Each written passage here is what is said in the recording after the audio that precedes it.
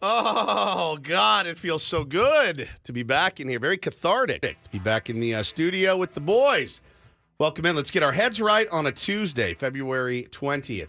Ben and Woods, 97.3, The Fan. I actually feel like I'm a little bit out of practice. I was a little nervous driving in this morning, but we will get through it. That I promise you. I think everybody's feeling much better. Well, not everybody. We'll get to that in a moment. My name is Woodsy. I had the rockin' pneumonia.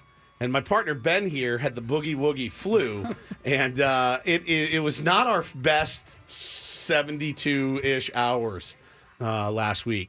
Now, Paulie, our beloved executive... What in the world was that? Our beloved executive producer, in the most obvious timeline ever. It's just perfect. Was feeling great and was like, oh...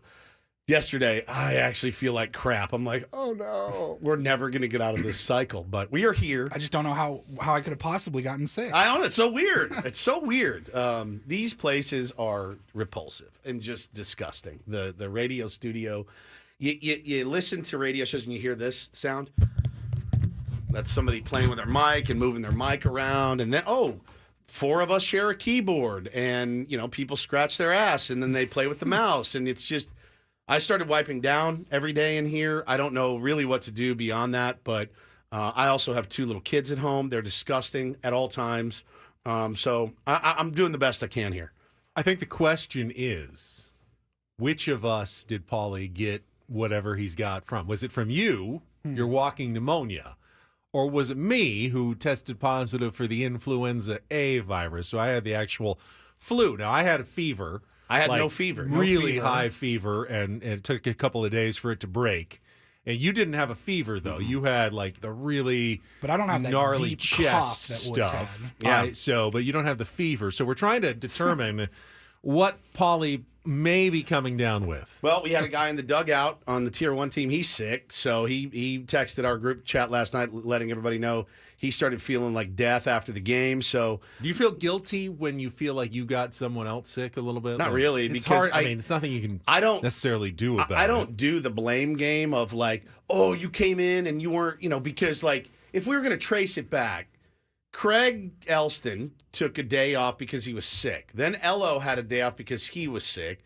Then I started feeling like death. Then you started feeling like death. I mean, I'm not blaming a soul, man. This is the way There's so many people sick right now. Everyone's sick. Talk to our buddy Jack in L.A., my postman Jack. And he goes, dude, I woke up and he goes, I had the flu and I haven't been able to get out of bed trying to go deliver mail with the flu. He said it was terrible. He called in today. He said, I'm done. So everybody's just kind of feeling it right now. It's just that weird time of year, man. I would love to put myself in a bubble from January to March because it's just nasty. So we're here. We're back. I feel great. They put me on a full cycle of antibiotics. I got steroids. He goes, hey, man, a lot of people... He goes, I don't know how you feel about pills. I go, give me them. Anything that you want to give me that's going to help me. Not a tier 1, apparently. Yeah, apparently not a tier 1. Lay it on me. How does Woods feel about pills? Is it going to make me feel better? It will. Are we going to get disqualified from Tier 1 baseball because you're on the roids? Yeah, I had to take steroids, and then he gave me an inhaler, which I've never had before, which I kind of enjoyed, walking around the house. But man, it was awful. So I got Tamiflu, which is what they give you to speed up the process and get over the flu faster. I think it worked because within the next couple of days, I definitely started feeling better quicker than maybe I normally do when I get the flu, which it's been a while since I had it. So, hey, modern medicine, thank you very much for the assist over the weekend. Yeah, pretty great. Squirrely in the chat asked him how my dad's wing is. My dad, Gary, had surgery, had Tommy John on his elbow, and he's doing great, man. He's already off the pain pills, and he is just trying to recuperate. He goes, you just forget how many things you do with your right hand. I said, oh, I know, Dad. I know.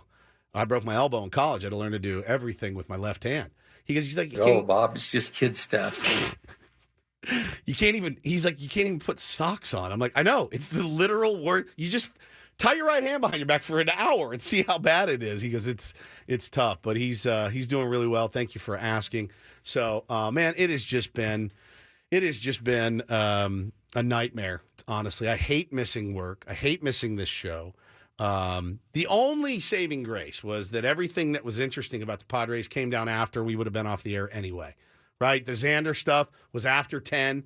Thank God. Thank God it was after 10. If it was at 8:30, I would have been like, Adam, just patch me in. I guess I'll just lay in bed and do this because it was really the only interesting thing that happened. But man, it's good to be back. When you left here, I was very concerned about you when you left here, when you slept on the couch. Do you think it was the Alka-Seltzer that really got you? No, I think it was the flu. The flu that got you? got Okay. me, All right, actually. good. I was nervous. Your mother was texting me, please don't let him drive. I go, he says he's fine. Well, that's why I rested. That helped. I couldn't have gotten home an hour before, but thanks to the hour of sleeping on the couch, I was able to get home just fine, and then went to urgent care later that day, and that's when I was officially diagnosed. Yeah, I did as well, and it was I feel better, feel a little bit more rested, and able to get back in here, and yes, dive into some of that really interesting Padres news that broke while we were out. Talk about Eric Kutsenda, his first speaking appearance.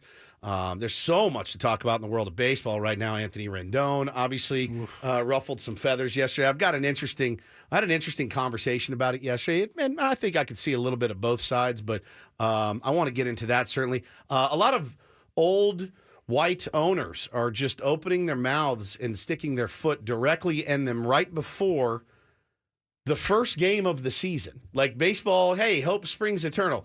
Not for us poor owners, it doesn't. And it's just driving me insane.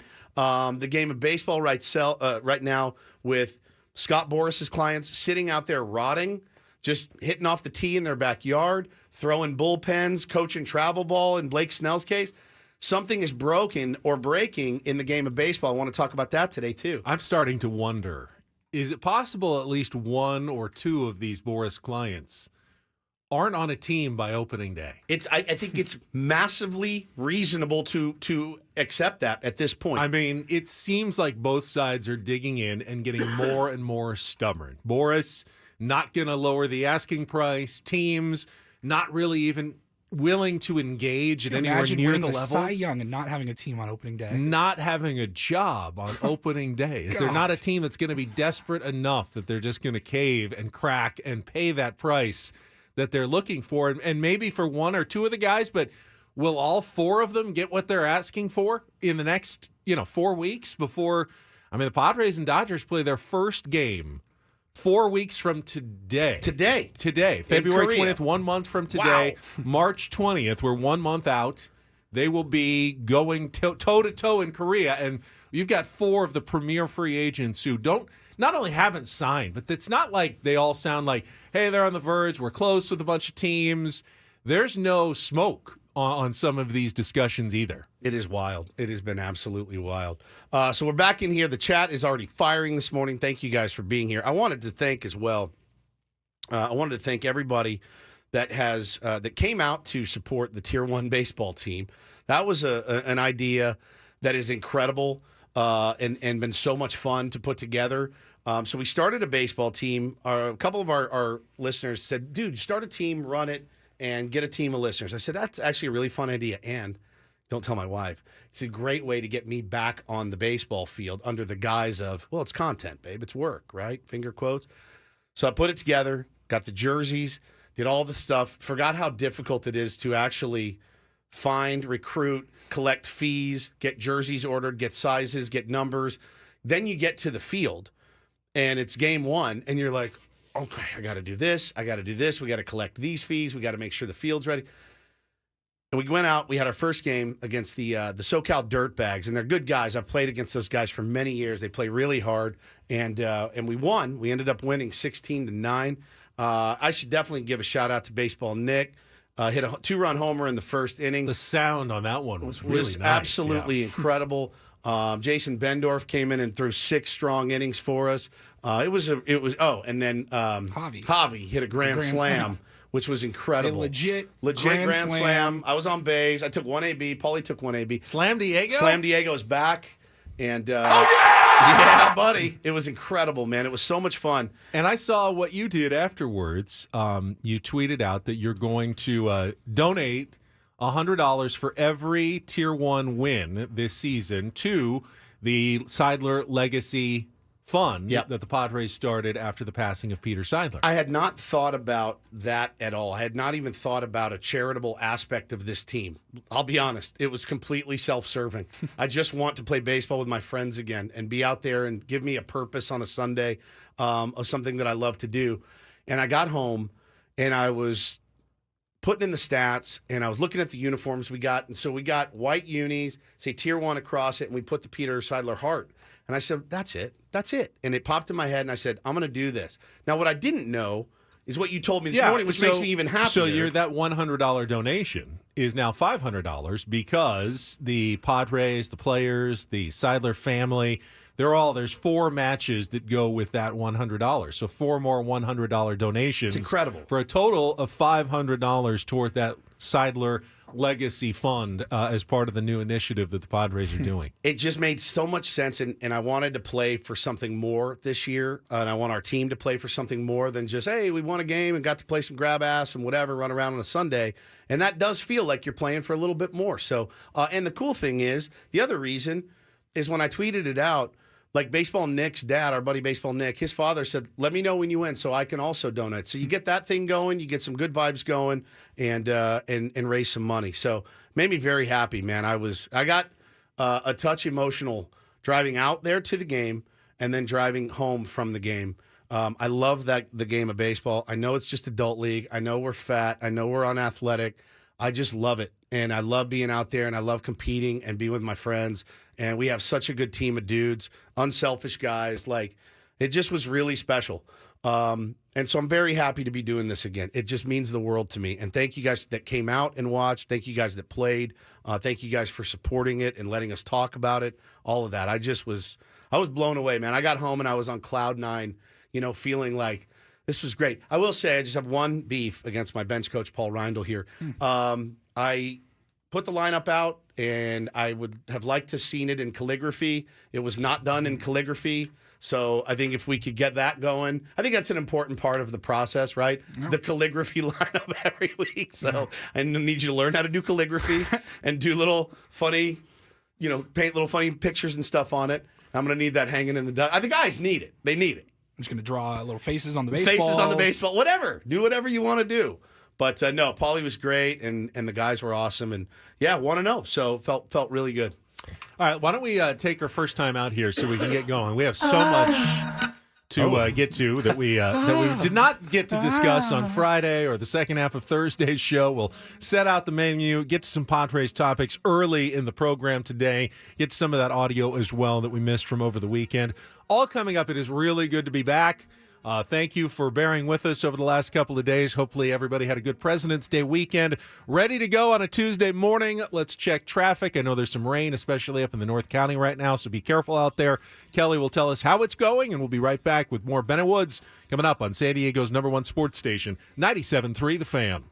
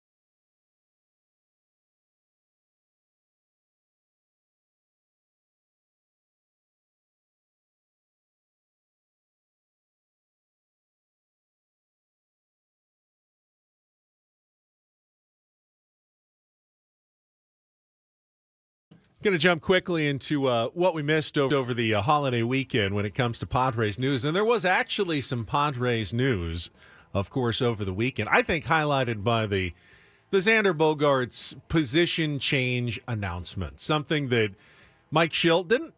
I mean, it's not been the biggest secret in the Padres organization, Woods, that they've talked to at least about Xander Bogaerts moving off of shortstop, maybe even sooner rather than later. But Mike Schilt, when we've talked to him the couple of times, didn't tip his hand like this was coming right away.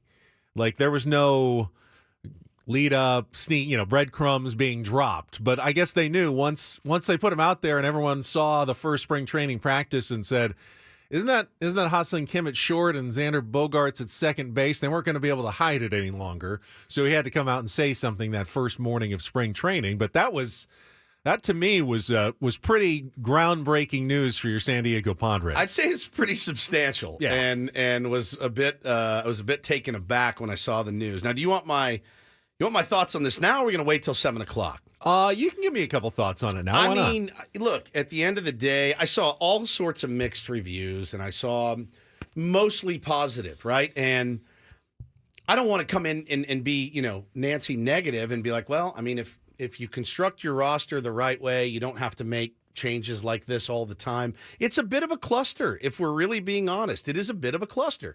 I'm very pleased that Xander is a true professional and said, you know what? All right, you paid me like a shortstop, and they did. They paid him like a shortstop, which is great. You'd rather get paid like a shortstop and have to move to second than get paid like a second baseman and have to move to shortstop any day of the week.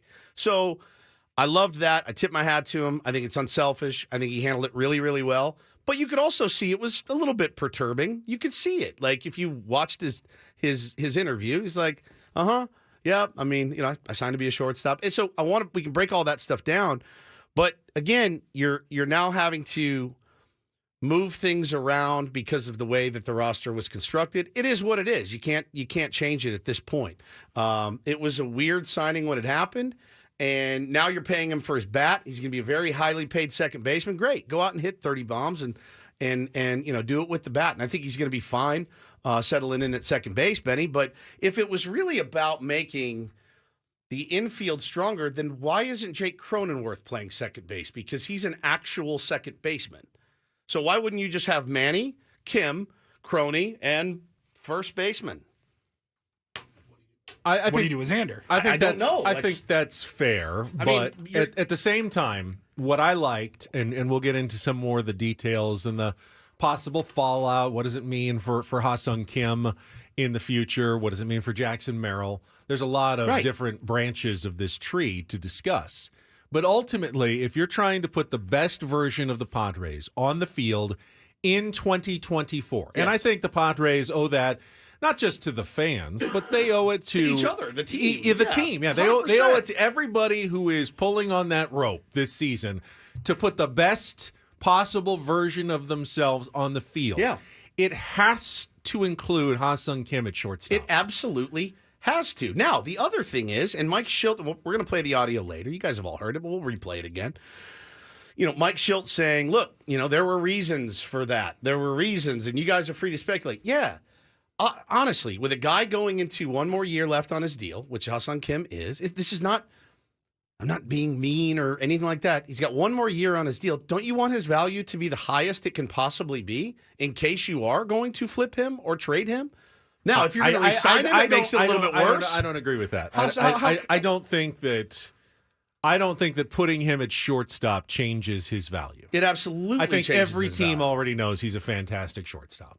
They don't require more visual proof of it. Every time he's been out at shortstop, he's played Gold Glove caliber shortstop. I don't think this really makes a huge difference in terms of Ha-Seong Kim's value going forward. It absolutely does. A shortstop is more valuable than a second baseman. But he already is a shortstop. But he was a second baseman last year. But they could have acquired him as a shortstop at any moment and put any team that wanted him as a shortstop could have acquired 100%. him at any moment and put him there. So anyway, that was the lot. There are two reasons for it. One, hey man, Xander, you did not have the world's best year at short last year. We have an elite shortstop. He's going to take the position. Okay, no problem. I understand that. The other part is if we're going to move him in the offseason, I'm talking about, Benny, I'm not talking about this year. In the offseason, Ha-Seong Kim needs to be, people need to know that Ha-Seong Kim is going to be playing short for us this year. This feels like a baseball decision to me, though, which is why I like it. Last year, why was Xander Bogaerts playing short? Was it a baseball decision or was it a business decision? It was a business decision. They promised Xander he could play short for at least the first season. That was part of the deal. Incentive to get him to sign. Do you think it was pitched to him that, hey, at least for the first year? Yeah, absolutely it was. That was part of the pitch to his agent. We will sign you and you will get to play shortstop for at least the first season. It was 100% promised to him that way. And if you renege on that, why just 1 year? That was what they said. They said, we will guarantee you at least the first year you can play shortstop. After that, we will reevaluate. You know this or you're speculating? No, it's been reported. That was reported as part of the deal. I mean, was it in writing? I don't know. He said he signed as a shortstop. But he signed as a shortstop. He didn't say he signed as a shortstop for 1 year. No, he was told the first year that he could play shortstop. After that, they would reevaluate it. And if you want to be an organization of your word, I mean, could they have then tried to needle him into moving him the whole time? Yes. Would that have made Xander Bogaerts feel very good about signing with the Padres? Would that have been a good look for A.J. Preller? No. So the Padres stuck by their word, and they had Xander out there. Was that the best version that the Padres could have been last year? No. No. That also would have had Ha-Seong Kim at shortstop last year if you were trying to put the best version of the team on the field. And, well, we see what happened last year when you don't put the best version of yourself necessarily out on the field. Could it have made a difference? I mean, maybe. I mean, look, you finished 2 games out of a playoff spot. I'm not saying that Ha-Seong Kim at short would have given you 2 more wins over the course of the season or not, but I know he's a more valuable defensive player at a more valuable defensive position. Make baseball decisions whenever you can. This, to me, is a baseball decision. Yeah, I'm not disagreeing with you there. I do think the best version of the San Diego Padres, as it currently stands right now, is with Jake Cronenworth at second base, not Xander Bogaerts. Jake Cronenworth knows how to play second base. Best version of the Padres has Xander Bogaerts in the lineup, not over Jake Cronenworth at least. Both in the lineup, but Jake DH. You don't want to pay a guy $280 million to be a 31-year-old DH either. You know what I'm saying, though? Like you're now you have, again, essentially 2 guys on the right side out of position when all you really have to do is flip-flop them. One is a Gold Glove second baseman. He should be playing. No, he didn't win the Gold Glove, did he? No. All-Star second baseman. He should be playing second base. But you're assuming Xander can just slide over and play first. I'm not assuming anything. He's already said he didn't want to do that. Right. I know he doesn't want to play first. He's not a first baseman. Also not a second baseman. Let's talk about this more. We've got other stuff to get to as well.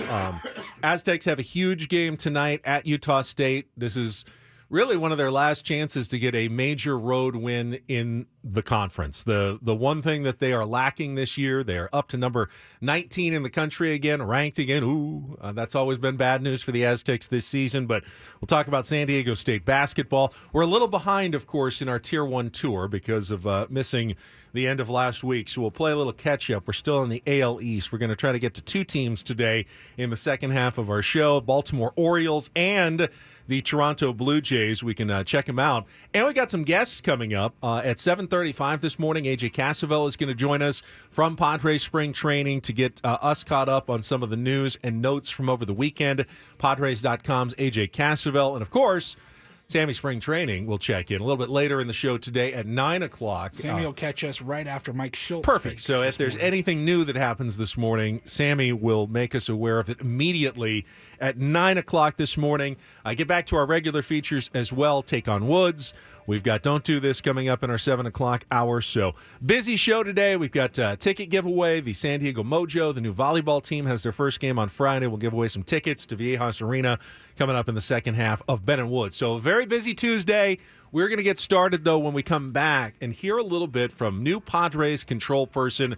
The man of mystery finally speaks over the weekend. Eric Kutsenda. What did he have to say about the direction of the organization, the finances, the budget, the control of the team, the future of the San Diego Padres? Get to all of that coming up next with Ben and Woods on San Diego's #1 sports station, 97.3 The Fan.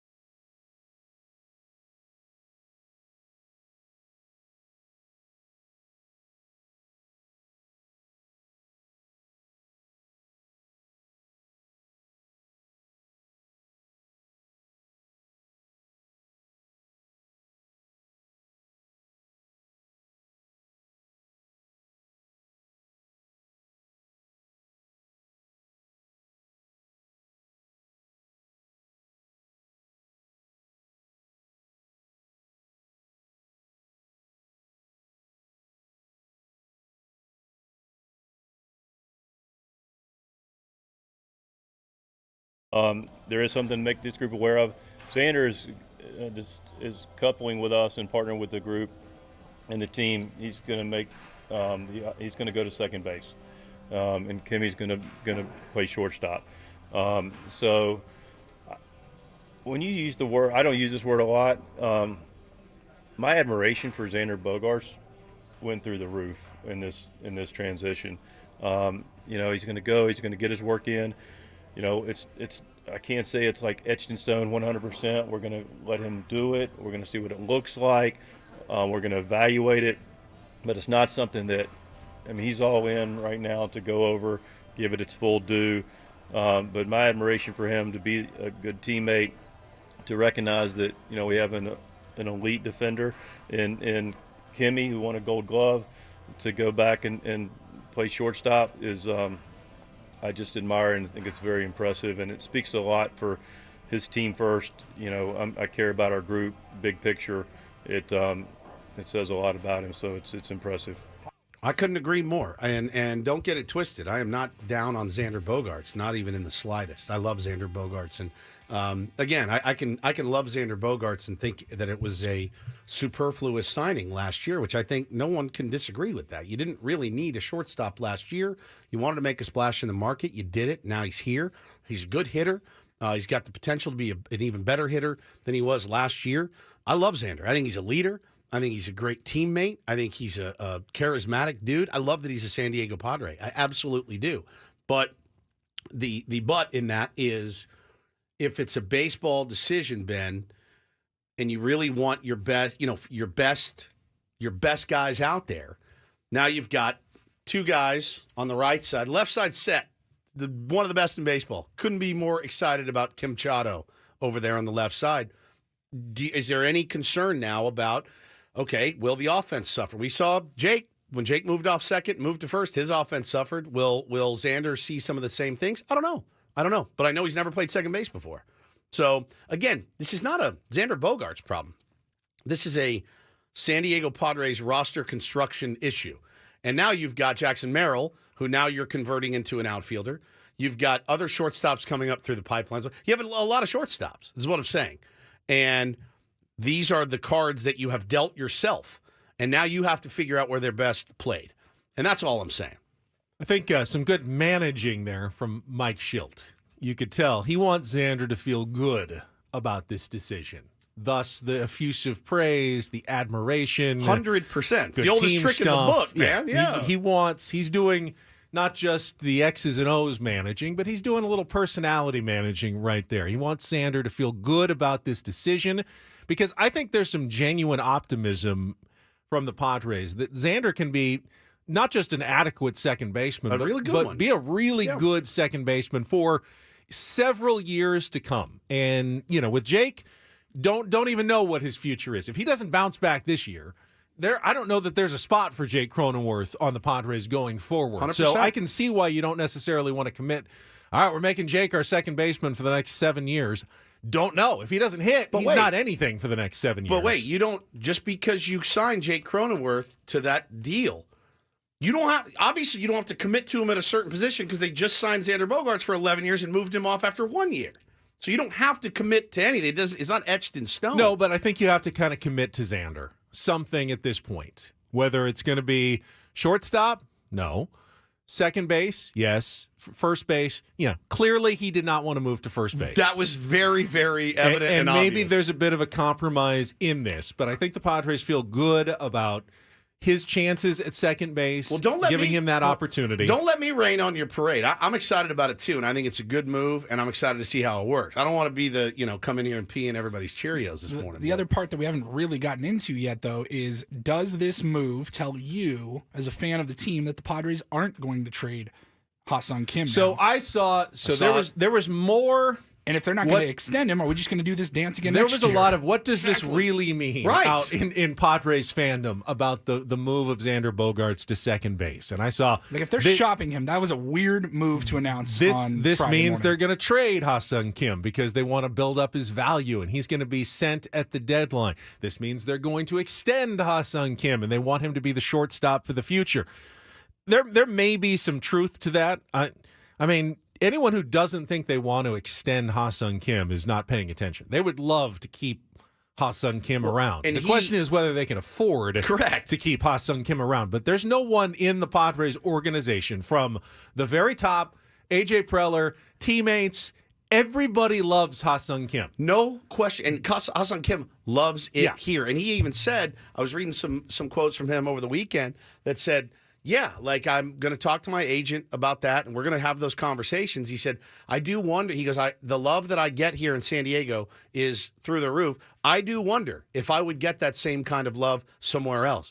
And, I mean, I don't know how you couldn't love the guy. I love him here. That left side, again, generational. I love it. It's going to be the slickest thing you've ever seen. Those two dudes are tight and thick as thieves. It's going to be incredible. But I saw this is a precursor to Jackson Merrill moving to shortstop next year after Ha-Seong Kim is gone. Is Fernando Tatis Jr. moving back to short off the table? Which what happens when you have 9 shortstops. Now, don't forget that there's a certain radio show in town, 3 Portly Fellows, that told you last year, this is a great idea. Get as many athletic players as you can in the infield, and no one will ever get one through. If you can play short, you can play anywhere. We said it. We beat it like a dead horse. And now look at the problems that we're having. This can't go on every year is what I'm saying. So next year, a year from today at spring training, is it Skip, how you doing? Woodsy 97.3 The Fan. So is it going to be Jackson Merrill? I know he looks good. Is it going to be Xander Bogaerts? Is he going to go back to short? Is Jake Cronenworth going to play some short this year? Is Leo DeBreeze? I know he's knocking on the door here in a couple of years. You also acquired Dansby Swanson over the offseason. So where does he go now? You view this as a problem just because we don't have an answer for it right now. Was the fact that the Padres had shortstops the reason they didn't make the playoffs last year? I don't think so. I don't think Ha-Seong Kim certainly wasn't the problem last year. Xander Bogaerts didn't have the year we were hoping, but I think he had one of the best years on the team. I think that was more, his wrist issues. Had he been healthy, he would have had a really good season. I'm not even really talking about last year. I'm talking about next year and this year. And I'm talking about if you don't extend Ha-Seong Kim, what happens? Who's your shortstop?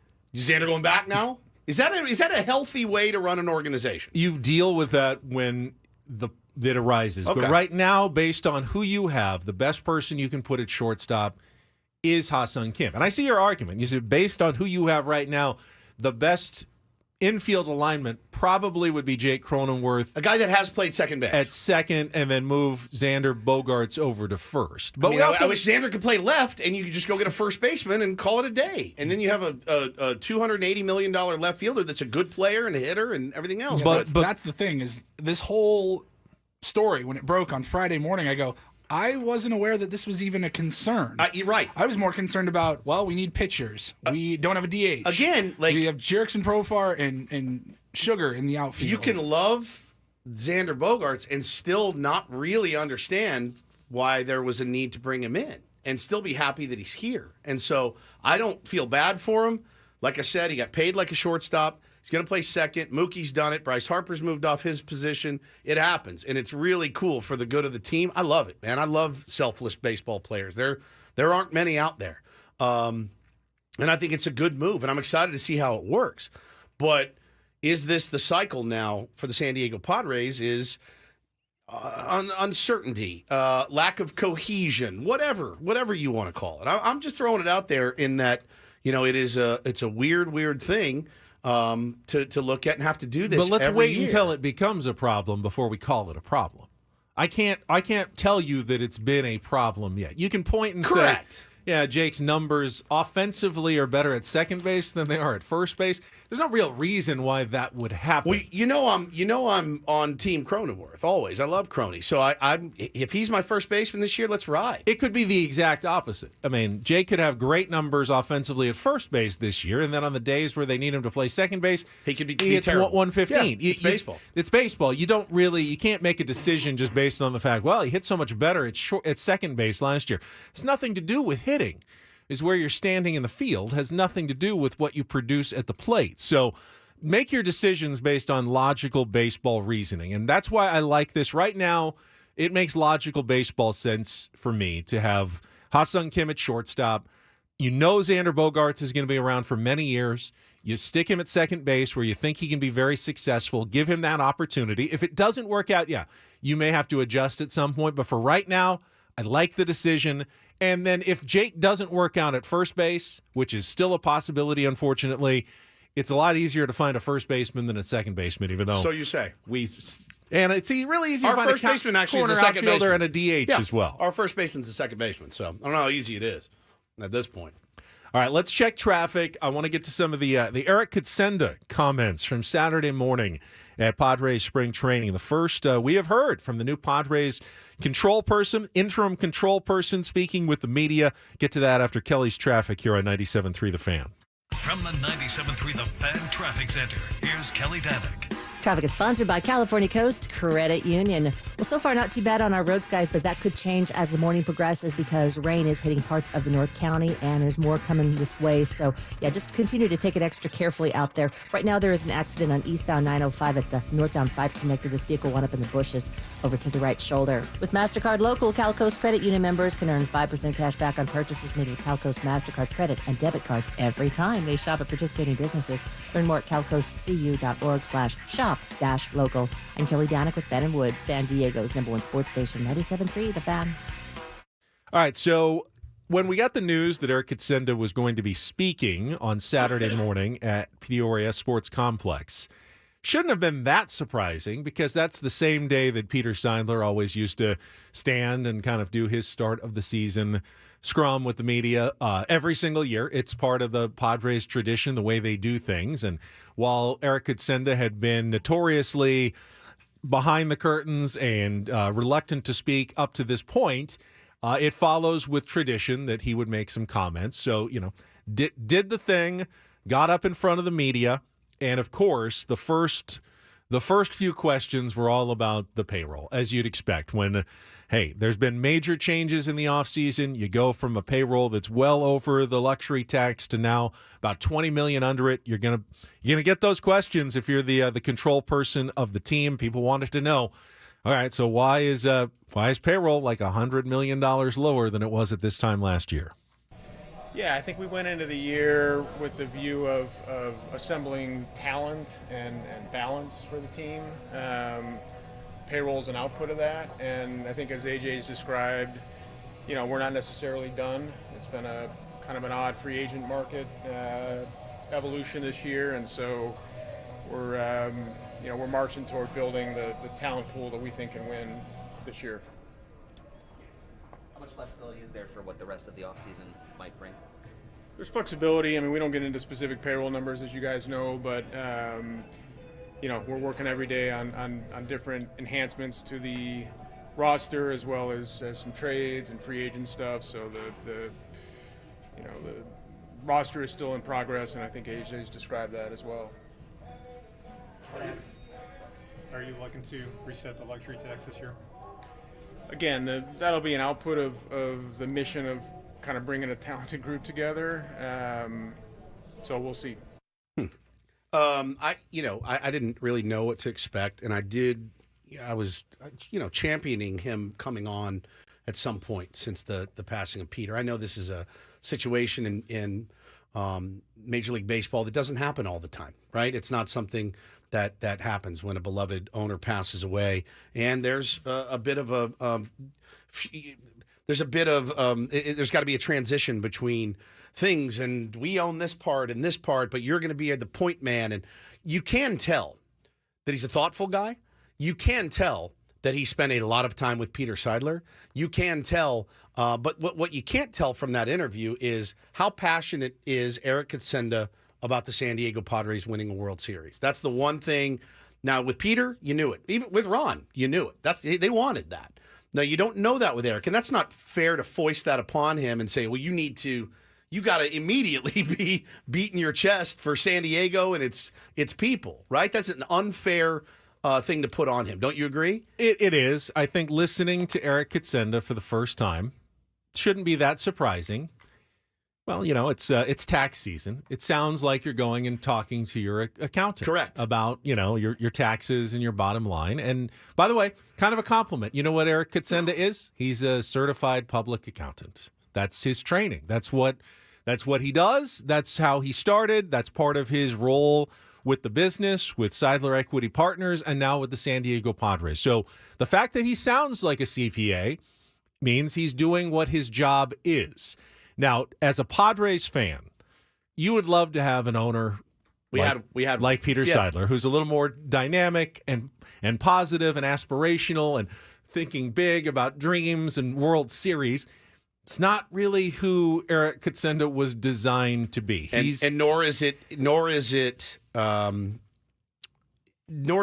doesn't have to be that person. I'd rather him be him than come out and BS us, right? I'd rather just be yourself than come out and say,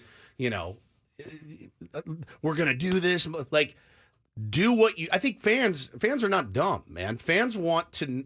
If you tell me this is the way it is, I accept it and move on. Reading between the lines, no one wants to say, yes, we're resetting the luxury tax. Yes, we're slashing payroll from last season. You don't have to say it. It's completely obvious what you're doing. And yes, maybe you don't want to tip your hand completely. And yeah, I wouldn't be surprised if there's still another, move or two, as he alluded to before the start of the season. There's some flexibility. There are still some names out there. But I would be shocked if it was a giant move. If all of a sudden Cody Bellinger shows up at the Peoria Sports Complex on a 9-year deal tomorrow. That clearly doesn't seem to be within the current plans of the San Diego Padres. Correct. They want to reset. They don't want to be paying money for nothing. I mean, who among us likes to pay big money for nothing at all? Just me. Pretty much the only one in here that will spend money. And when you're over the luxury tax, as the Padres were last year, they spent $37 million on nothing at all, on a luxury tax penalty for a team that didn't even make the playoffs. Yep. That's going to sit in anyone's craw. No doubt. I mean, it's bad enough to pay for the things you have to pay for, but to then pay on top of that for nothing at all is not going to sit well with any business. No question. So I do understand the desire to reset that penalty level and get below the luxury tax. I did think it was important that he spoke, and now that he's spoken, I'm good. I kind of know I'm not going to be beating the table saying we need to hear from Kutsenda. Like, he spoke. That's all I asked of that organization was put him out there, let people see him, let people get a sense for who he is and what he's about. And I think we know that now. And I think again, there's rumors of transitions being done down the road back to the Seidler family with somebody there in charge. We'll see how all that plays out. It has been, and I do think fans need to give, a small pause because it has been a difficult transition for him. I'll give him a pass for that.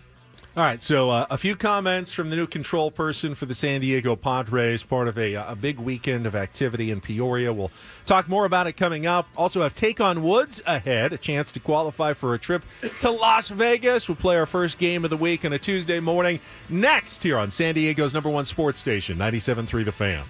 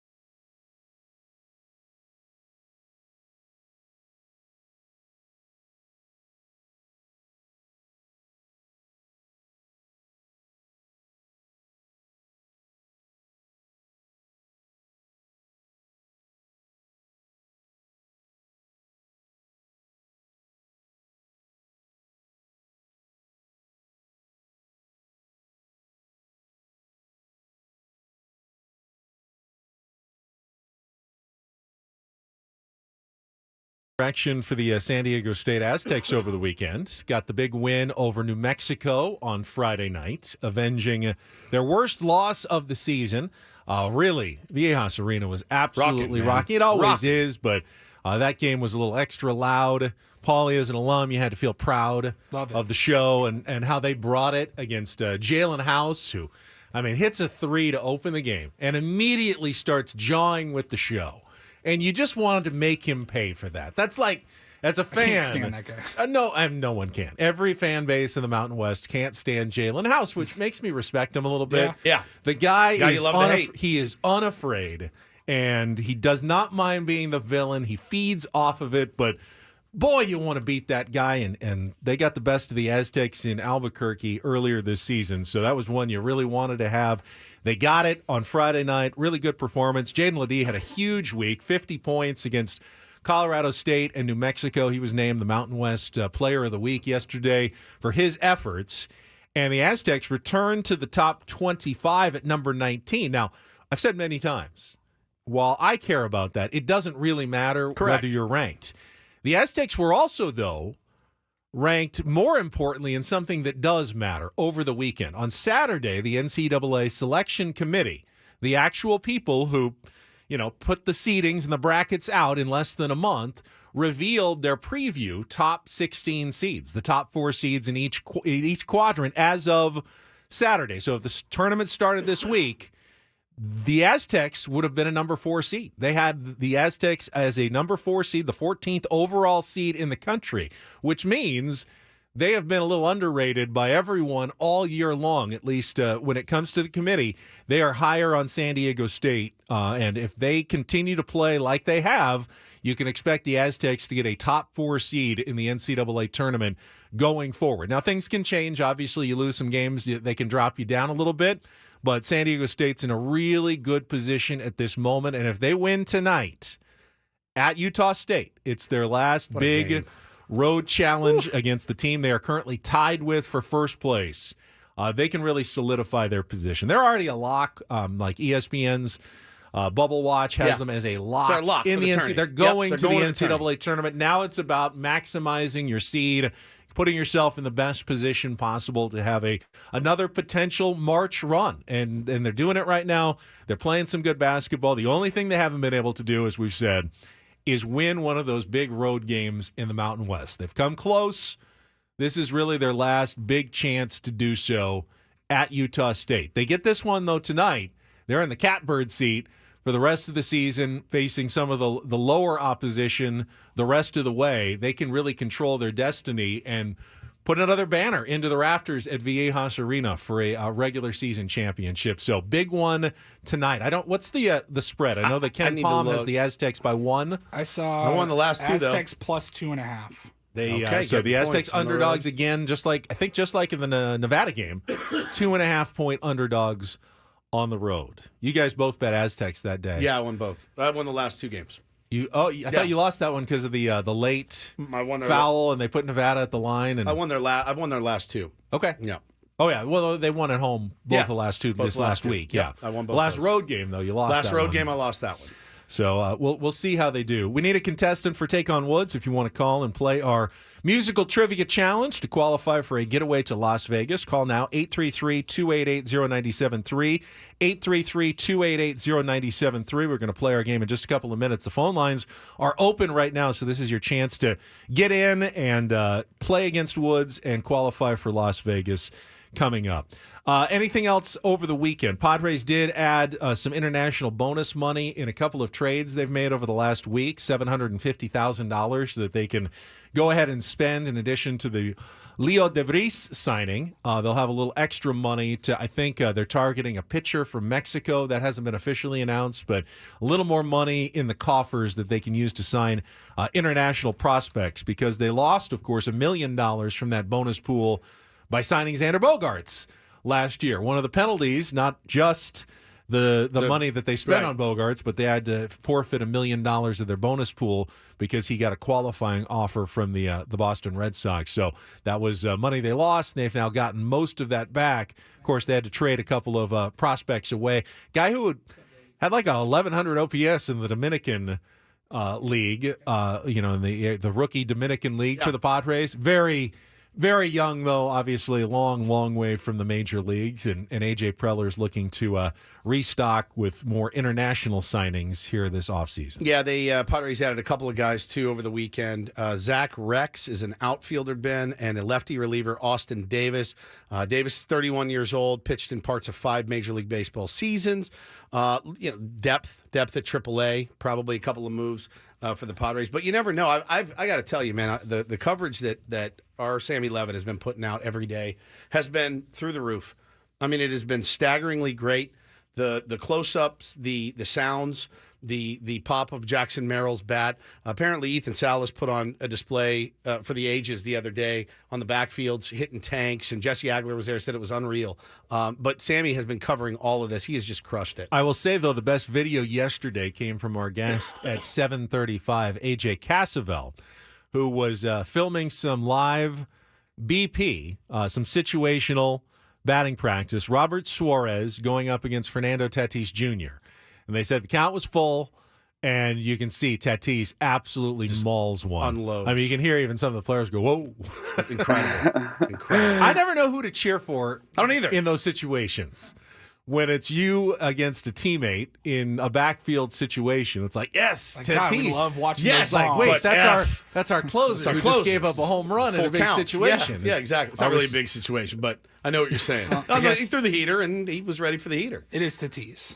It's Tatis. I think anything that good that happens for Fernando Tatis Jr. is reason to cheer, and not too much cause for concern for a pitcher if he gives up a bomb to Fernando Tatis Jr. Couple other, minor deals going on in baseball right now. The Cubs signed David Peralta to a minor league contract, which is, again, he spent last year with the Dodgers. You look at that and go, all right, well, very injury prone. But you do feel But like a guy you could put in as a designated hitter. That's true. Something that the Padres do need, and obviously the cost was next to nothing for a minor league deal. Yeah, he's a little behind. He had a surgery on his flexor tendon in his throwing arm. But again, you need a DH. Who's your DH if the season starts today? Matt Batten. Matthew Batten. Eggy Rosario. Not someone that strikes fear into opposing lineups No, at this point. it's wild because you're looking and you're going, well, there's still some dudes out there that could help this team. But you see somebody on a minor league deal, and you're like, okay, well, that's really nothing. Why? I'm curious as to why we're not in on more of those. And one pitcher who had been linked to the Padres this offseason, Hyunjin Ryu, is reportedly signing with a Korean team, going back to Asia as opposed to signing with a Major League Baseball team. So obviously, if he was someone in discussion with the Padres, they did not come to terms on a price, and he decided he's better off going back to the KBO rather than sticking around in Major League Baseball this season. It's been a wild one, man, this offseason. It has been a really, really wild one. And the rumors are that Blake Snell has an offer on the table. I don't know if it's been discounted yet, but offer on the table from the Yankees for not a huge long-term deal, but they said offer out to Blake Snell. Club currently has an offer out to the lefty. Giants and Angels are still possibilities. Andy Martino did throw some cold water on the proceedings, said there's not much momentum getting a deal done.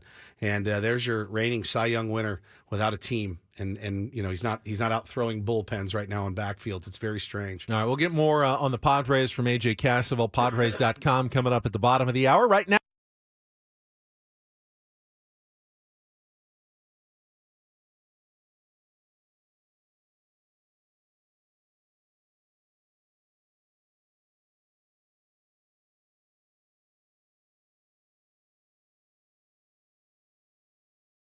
it only takes 15 minutes, and you don't have to get out of your car. For directions and discounts, go to SoCalOilChange.com. That's SoCalOilChange.com. And let's say hello to Billy this morning. Hey, Billy.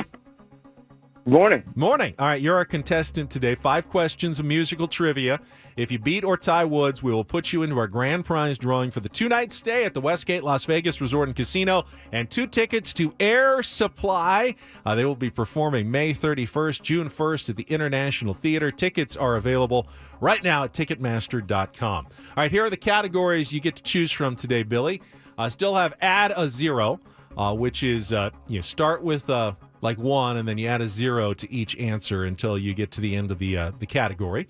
Gonna be good. That's gonna is the key word for all those answers. And call me Jim. Those are musical artists named James. So add a 0, gonna be good, or call me Jim. What would you like to play? Let's do add a 0. Add a 0. It's been sitting there for a while. I'm looking forward to this. I think today's game will be fun. All right, so after you can get to hopefully our 2-second song title, you're going to add a 0 every single time to help you come up with the next answer in the sequence.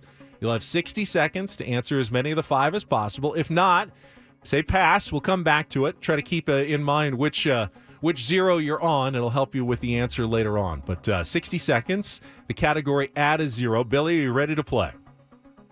Ready. All right. You need to give me the title and the artist of the music that Paulie plays to score this first one. 60 seconds on the clock. Your time begins when Paul plays the music. Good luck, Billy. Let's take on Woods.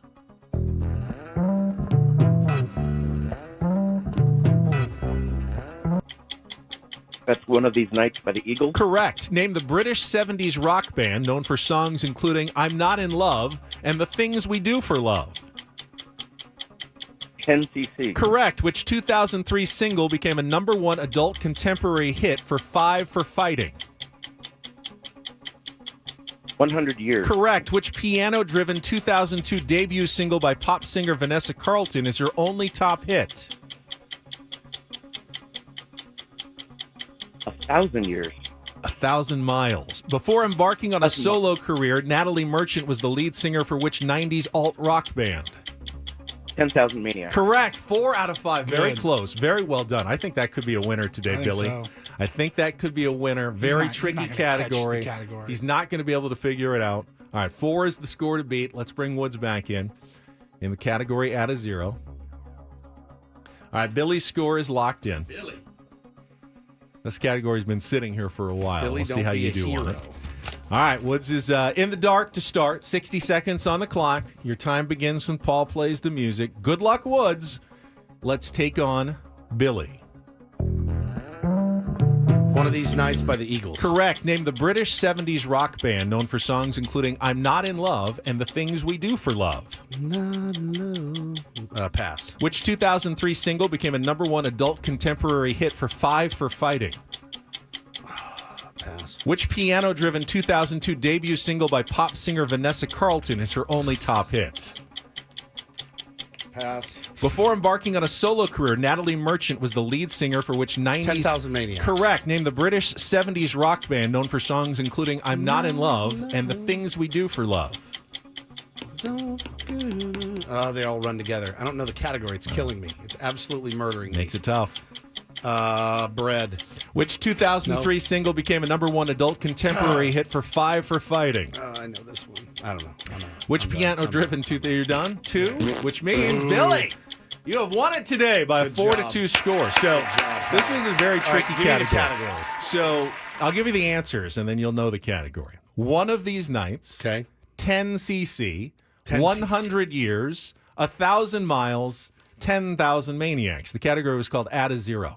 1, 10, 100, 1,000, 10,000. I don't know that I would have gotten. That's such a tough one. That's so tough. Such a Billy tough knocked one. that out of the But park. Billy did great. In fact, he almost got 5 for 5. He said 1,000 years instead of 1,000 miles. Damn it. Otherwise, he would have had a perfect score today. Billy, stay on the line. Paulie will get your information, put you into the drawing for the trip to Las Vegas. An outstanding performance. there's no way I could ever discern There's what no that way. category There's is. no Never. way. No, This no is chance. Such a tricky category. When they're that hard, Billy, give me the category. My God, that was brutal. It was definitely one of my more clever, difficult, hidden categories that we've done. Even with the category, he might have beaten you. He still might have gotten me. I don't good. know that I would have gotten the Vanessa Carlton one. He played that one well. No. Oh, yeah. I mean, you've heard it. I've but heard it. The title. The What's title. the title? Yeah. Is it going to come right to your mind right now? I doubt it. Ooh, good That job, was definitely Billy. a tough one. All right. Well, Billy can win a chance to go see Air Supply. All right.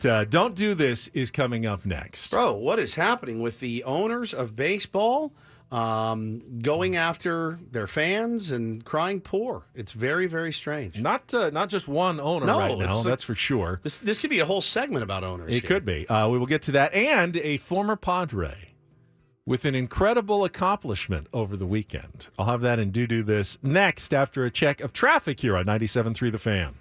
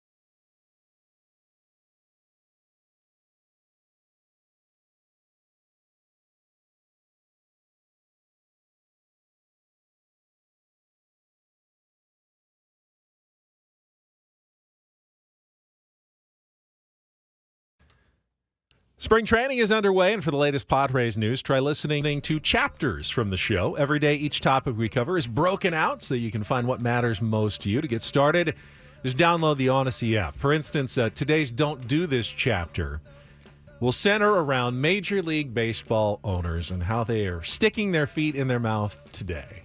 I will get us started. Apparently, we figured out the problem with Scott Boras and free agency and why his clients haven't signed. I guess Scott Boras doesn't really understand how free agency works, would he? And the owner of the Cubs, Tom Ricketts, is explaining what the problem this offseason is. It's very simple, actually. Ricketts says that the Cubs are absolutely ready to go. Make free agent offers to maybe Cody Bellinger, maybe Blake Snell, other Scott Boras clients. He just hasn't called yet. They're just waiting on him. According to Ricketts, he said, I'm like everybody else. We're just waiting for whenever he and his agent are going to engage. It could be any time now, or it could be in a few weeks. We'll see where it goes. Of course, Scott Boras responded and said, free agency is about recruiting players. It's the normal owner's signature move to be involved in the efforts of recruiting players and reaching out to me so I can convey to the player that the ownership of the team covets them. That's the essence of free agency, and is a custom and practice for ownership to express commitment and involvement. I'm not supposed to call every team and go, hey, are you interested in my client? You're supposed to call me and say, hey, we're really interested in your client. Let's have a negotiation maybe on potential contracts and salaries. And the Cubs are going, oh, no. We're waiting for Boras to make his move now. That's not how it works. Yeah, it's just like a staring contest, and nobody wants to give. And again, there's something to be said, though, that the majority of guys left are represented by Scott Boras. I don't think you can look past that, but I also don't think you could look past. I'm not going to go so far as to call it collusion or anything like that, but I think there's the whispers of collusion. We're tired of the way this guy does business, right? Do you think that's fair?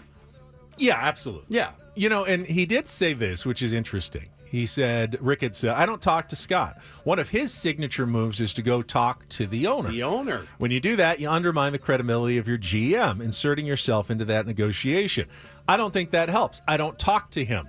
Now, Peter Seidler, when he was here, didn't seem afraid to occasionally maybe talk to an agent or two. Sure. And you can say, is that a good thing or a bad thing? They would end up landing more Scott Boras clients than most.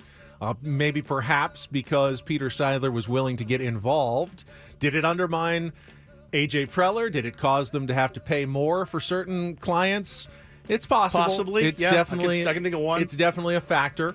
So you can kind of see that one both ways from Tom Ricketts. All right. So continuing in the owner sticking his foot in his mouth. I mean, if you're a Diamondbacks fan, you're feeling pretty damn good about what happened last season. What a fun run it was for them, making it all the way to the World Series, only to lose to the Texas Rangers. Well, yesterday their owner Ken Kendrick spoke, and he's very frustrated because he's not getting the public funding, Ben, that he wants to upgrade Chase Field. Listen to his comments. One sec. Paulie's going to get it loaded.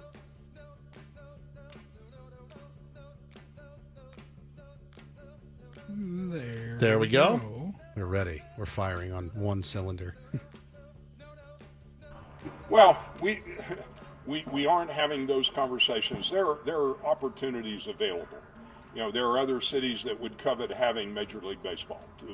I mean, it's not like I'm, speaking out of school to say that. And those names they're prominent cities that would love to have a Major League team. We're not in dialogue with those communities, but we are aware of what is going on. There is likely to be in time an expansion of our sport to a couple of additional cities. Cities are letting MLB know their interest. Their interest in getting a team is specific.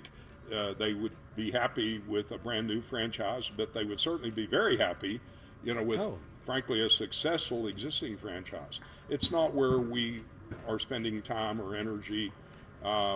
We may run out of time in Phoenix. What? We hope that won't happen. We're hard at it. We're continuing to have meetings. We've ramped up the dialogue in every way that we know how, and we'll continue to do that. So we are having meetings. about getting some public funding to upgrade Chase Field, which is a dump, by the way. We're going to get some public funding for that. We're not putting a lot of energy into it, but we actually are. We're hard at work on it. The thing is, there are going to be a couple of other cities that would they'll love a new team, but they would take the Arizona Diamondbacks in a New York minute.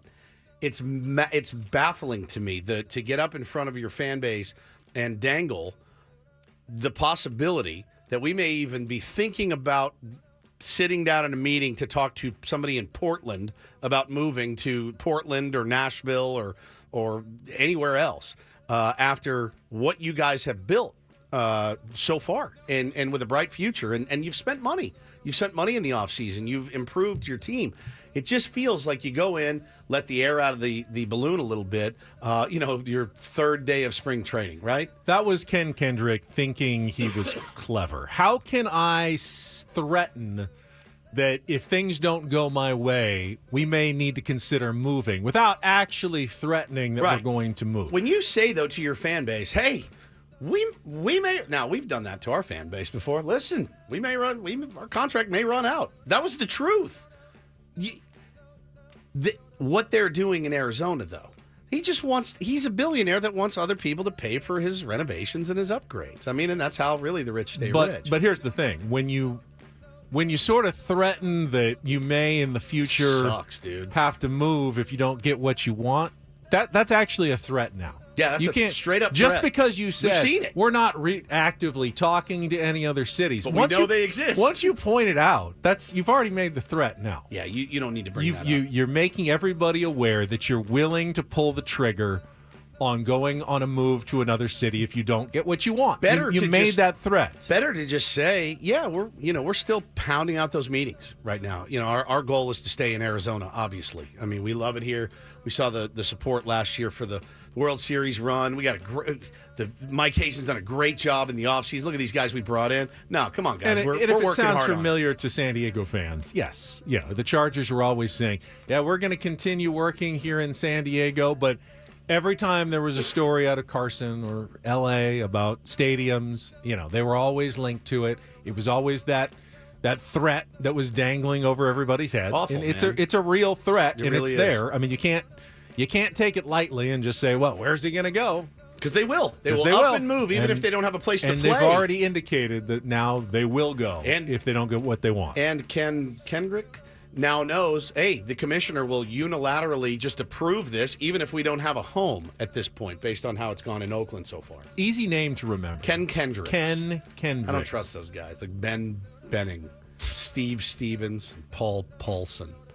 Your parents are unoriginal, I think. Now, sometimes a guy it's their nickname. Hey, Kendrick. Call him Kenny Kendrick. But his actual name is like Stewart or something, and they just don't refer to him by that. Kenneth Kendrick, Steven Stevens, Ben Bennings, and Paul Paulson. That's how we do it. All right, do this. Final little do this. I saw this was pretty mega do. This was pretty fun over the weekend from @HeathBell21. And there's some video here. In Las Vegas, in a tournament, finally bowled a 300 Come on, game. dude. Awesome. First one ever. Think I'm going to go pro now. And you see him giving it the old hip thrust on the final strike. Who do you think you are? I am. I did. Do you know how many strikes does it take to bowl a perfect game, Woods? 13? 12. 12. So close. Very good. good. Get the 10. And then the extra 2. Then the extra 2. How much are you soiling yourself? At about, when do you start soiling yourself? 8? 7 6, or 8, I think. 6, 7, 8? Yeah. Yeah. Like the perfect I game mean, if you're through 6. decent. I've never gotten more than 3 in a row. I've gotten a turkey once, I think. Yeah. That's what they call a turkey in the biz. True. Good for him, man. Our own little Mookie Betts, Heath Bell. I didn't even know he was a bowler. Who do you think you are? I am. I just saw that guy retired like in the last week over. I thought he already retired. 41 years in professional bowling. Pete Weber. Pete Weber. Honestly, if you had played Pete Weber, dead or alive, I Who do you think you are? I am. would have said passed away a while ago. I saw a quote, actually. Maybe that's from the same piece, Paulie, but he said, you loved me or you hated me, but you watched. I said, God, that's as hard as it gets. Who do you think you are? I am. He's brilliant. And that's don't and do this for a Tuesday. That was Don't Do This with Ben and Woods on 97.3 The Fan. We'll come back. AJ Cassavell is going to join us. Padres.com covering the team at spring training. Get caught up on all the biggest stories from your San Diego Padres next with Ben and Woods on 97.3 The Fan.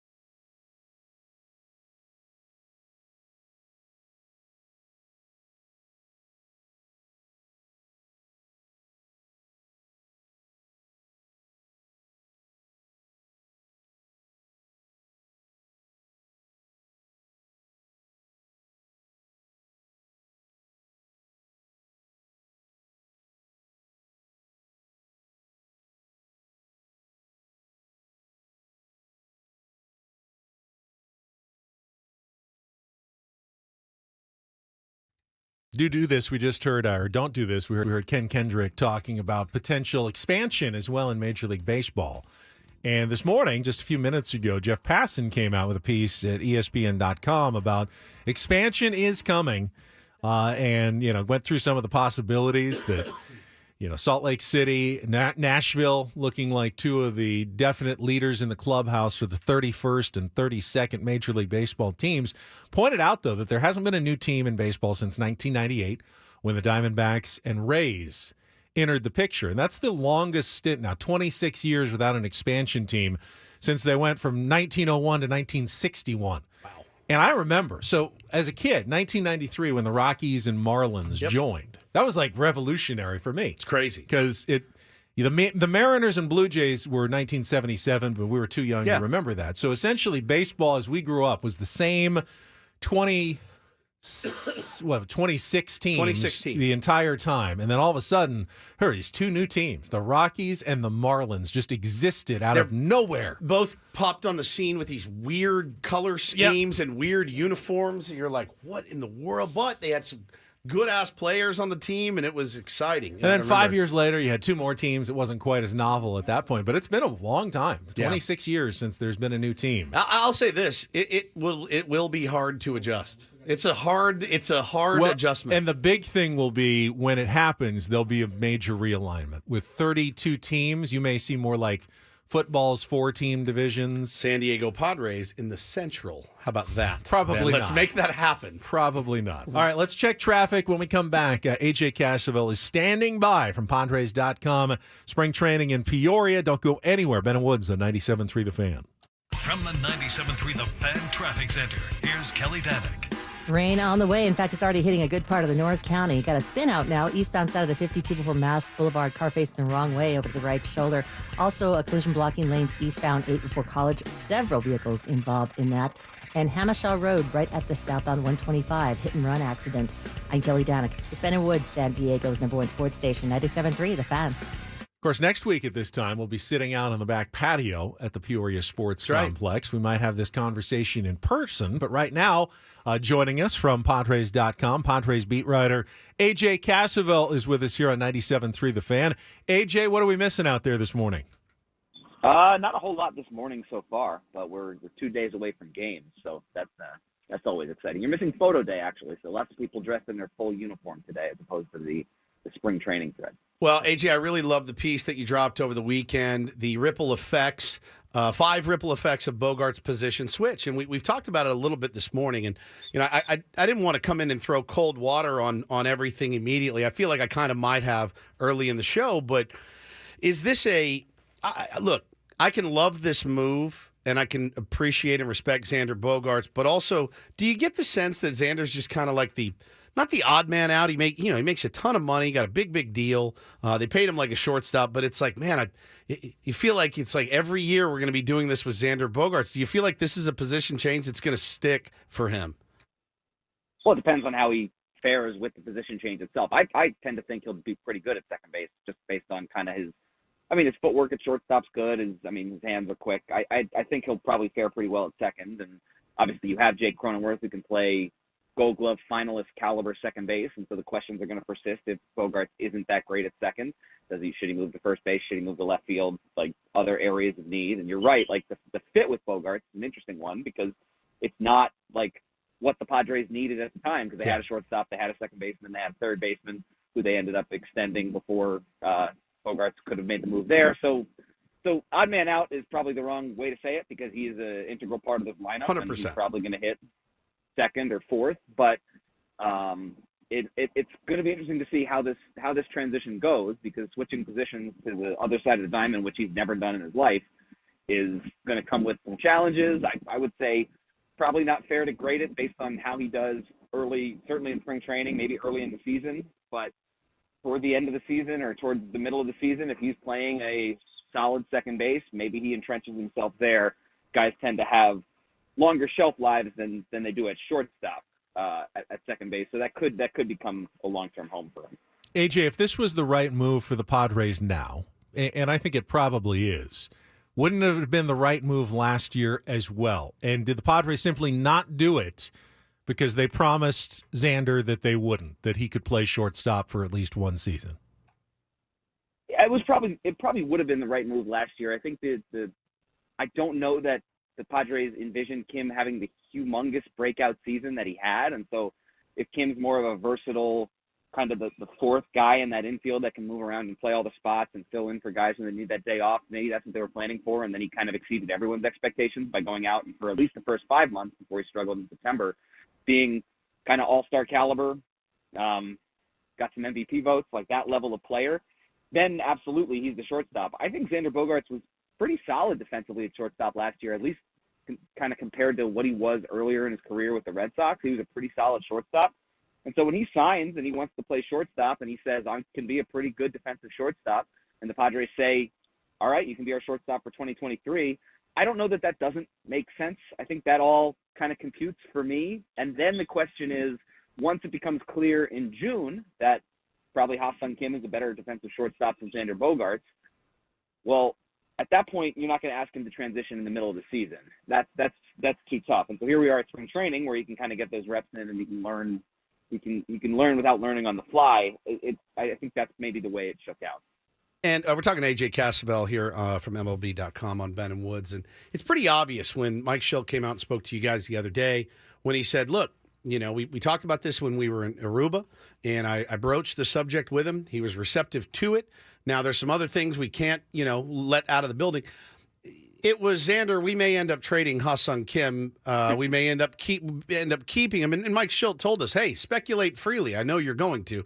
Those were the conversations I'm assuming that they were having, that Xander, you may be at short, you may be at second, depending on what happens with Kimmy. Yeah, and I don't know how much of that they told Xander explicitly, but that has to be what's going on there, because for it to have lingered as long as it did, and for kind of Xander to say, hey, if I like, he was, in our conversation with him, he was pretty, I think for a guy who loves playing shortstop as much as he does, who wears number 2 for Derek Jeter, who never moved off shortstop even at the end of his career when he probably should have, I can't, it was not easy for Xander Bogaerts to move off shortstop, and I think he's earned some kind of respect in the clubhouse for being willing to do so. The one thing that he did kind of say he wished was done a little differently was that he got reps to do so earlier in the offseason, and the Padres said, hey, that's a completely fair right, but we didn't necessarily know where you were going to be playing. And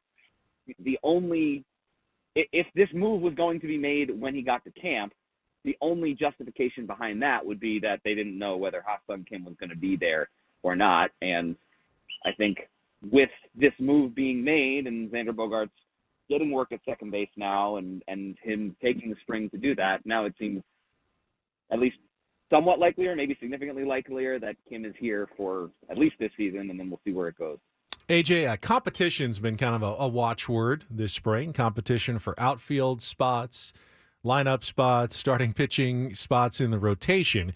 But we've also heard Mike Schilt say you can't put too much on spring training results because part of that is working on things and getting ready for the season. So how do you think the Padres are going to make some of these decisions when it comes to maybe whether or not a young prospect is ready? Have they already made some of the decisions possibly and are just looking for confirmation this spring? What's your sense there?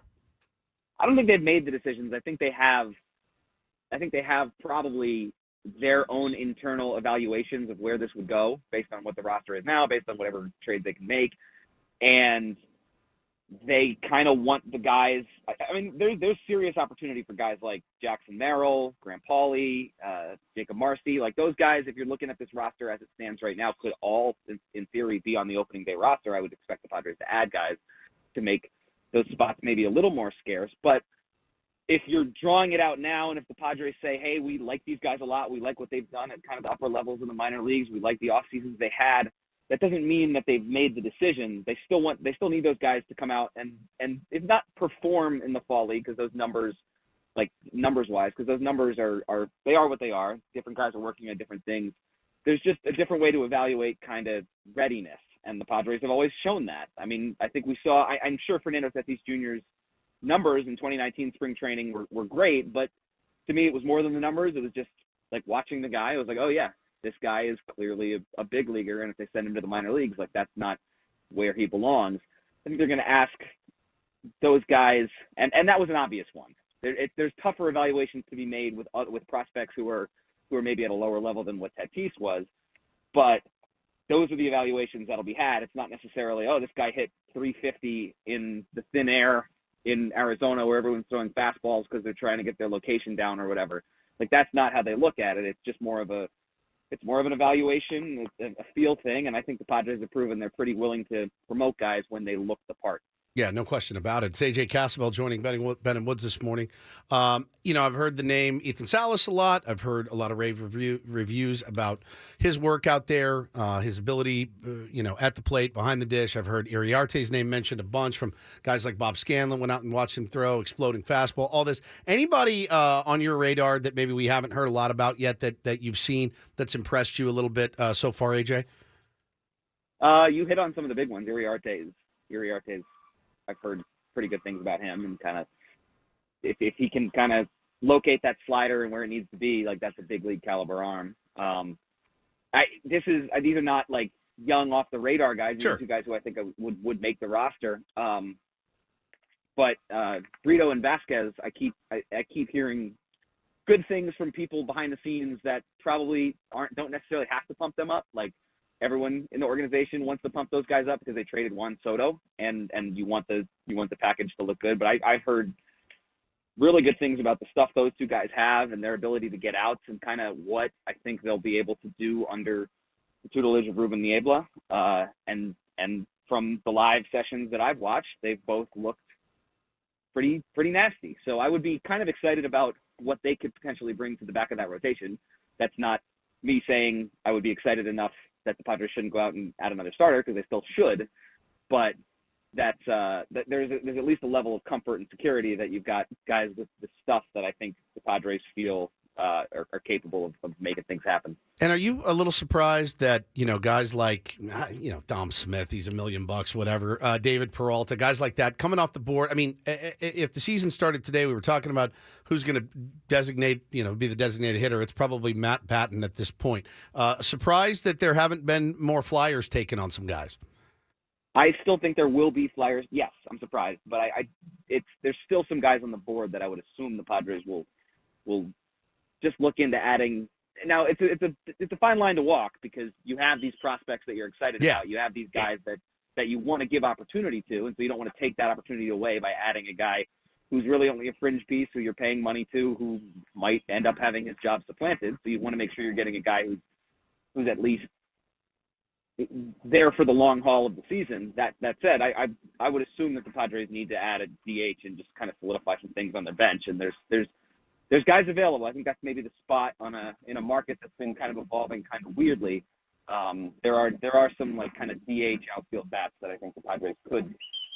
I mean, they're coming off the board a little bit, like you said, but they're still out there and they're still available. Talking to AJ Cassavell. Did you bring a bird with you? Yeah, bird watching this morning to spring training. I'm trying to walk away from these birds. Yeah, they're following me. So let's talk bullpen a little bit, AJ. And Mike Schilt discussed it a little bit this week. And everyone wants to know, hey, is it going to be Suarez in the ninth? Will it be one of the new guys?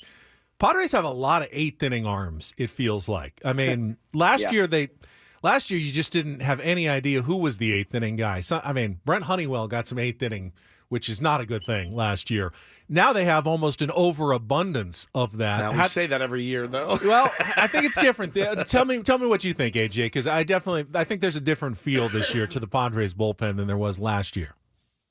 Yeah, it's pretty kind of finely balanced in terms of what the guys can do, the pitches they throw, the handedness. You look at maybe who their 6 or 7 big arms are. I think it's 4 righties, 3 lefties, and different arm slots, different pitches that they throw. Suarez, I think, and I think Mike Schilt hinted at this maybe yesterday, maybe 2 days ago, that he is the ninth inning guy, the most likely guy there, but it's not set in stone. And I think what that means is it's not set in stone even probably at the end of spring training. Like if the big matchups and there's 3 right-handed hitters coming up in the 8th, and you're gonna got maybe a lefty or 2 in the 9th, well, you can put Suarez in the 8th and Yuki Matsui in the 9th. And one of the good things about the way the Padres have designed this bullpen is, even if, like you said, I think they're 8th inning caliber arms, like guys with stuff that are kind of set up pieces in a vacuum, but they're guys that have pitched the 9th inning before, whether it be in Japan, Korea, wherever. Robert Suarez is that guy, but if you're flipping guys around, it's not like they don't have that experience of locking down those final 3 outs. Love it, man. See you next week. AJ, we'll see you out there. Looking forward to it. All See right, you guys. And enjoy the games as they get started here on Thursday. AJ Cassavell, MLB.com Padres beat writer. And we heard, of course, that Joe Musgrove will get the start on Thursday in the first game against the LA Dodgers in the Cactus League, with Michael King also pitching in that game. Piggybacking. Love the piggyback. Get 2 starters. And Mike Schultz said, don't. I know you'll read a lot into it. Don't read too much into it. What we're going to be doing all season, Mike. Here we go. Does that mean Musgrove King combo? Does that mean that Joe Musgrove will be the opening day starter in Korea? Oh, yeah. I mean, does Yu Darvish make some sense, though, obviously, Kinda does. in Asia, getting him on the mound first, maybe you first in Asia, and then Joe first in San Diego the next week, although you kind of want to keep them in the same order if you're going to pitch them, get them in the same rest. They could both pitch those 2 games and then be ready for the home opener. Opener, yeah. Right. I mean, does it matter which order they go? No. I'd be very shocked if it wasn't Darvish and Musgrove in some order of those 2. Correct. Although if Michael King looked great, you don't want to completely take him out of the equation. Or maybe, I mean, knowing that you're not going to use another starter for more than a week, maybe you pitch 2 starters in both games.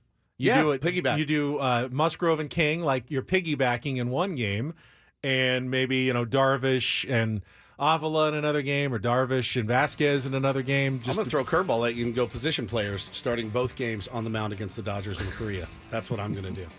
Jake Cronenworth. Little They'll early never again. see it coming. Yeah, they'll never see that. Little early for the speculation. Just watch Dave Roberts they said soil himself. no Ohtani, no Yamamoto, though, for the Padres game on Thursday in Peoria. Scared. They are keeping them away from the Padres' dangerous team. All right, we'll come back, reset everything. Hour number 3 next here on The Fan.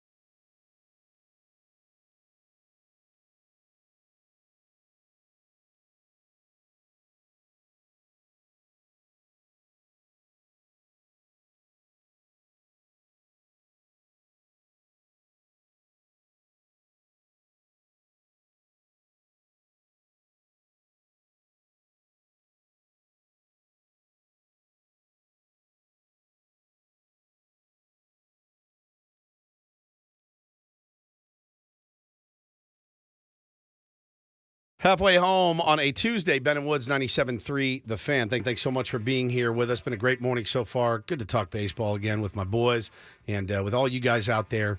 And thanks to AJ Cassavell for joining us. We got swinging Sammy Levitt coming up at 9. The guy has just been knocking it out of the park every single day out of Peoria.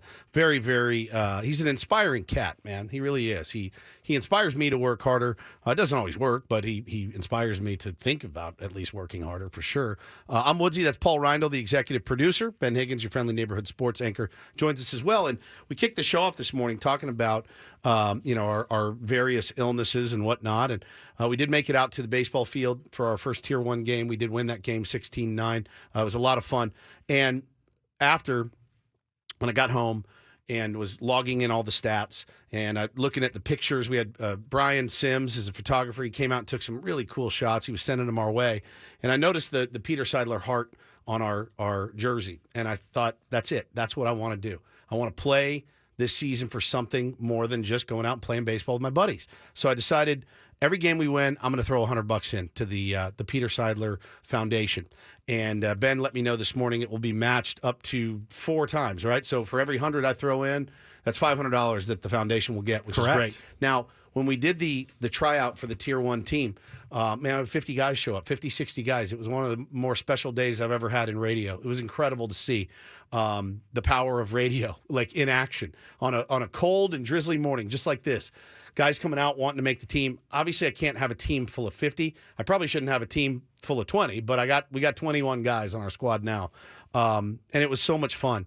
But some of the guys that didn't make the team have started their own team in a different league down in the SDABL, which is a down south league.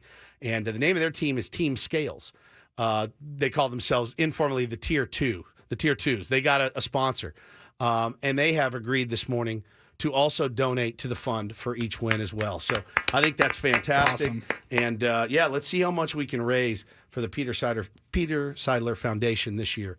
Just very, very cool and happy to be a part of that. That's awesome. Yeah, very It sounds cool. like everybody wants to be there. They do, man. And I had a lot of people like, bro, why didn't you invite me? I said, man, we talked about this tryout for months and months and months, and it was a pipe dream. And to see it actually come out and to see those jerseys, how cool they came out, and everybody out there just raring to go and having a good time, being with each other, that brotherhood on the baseball field.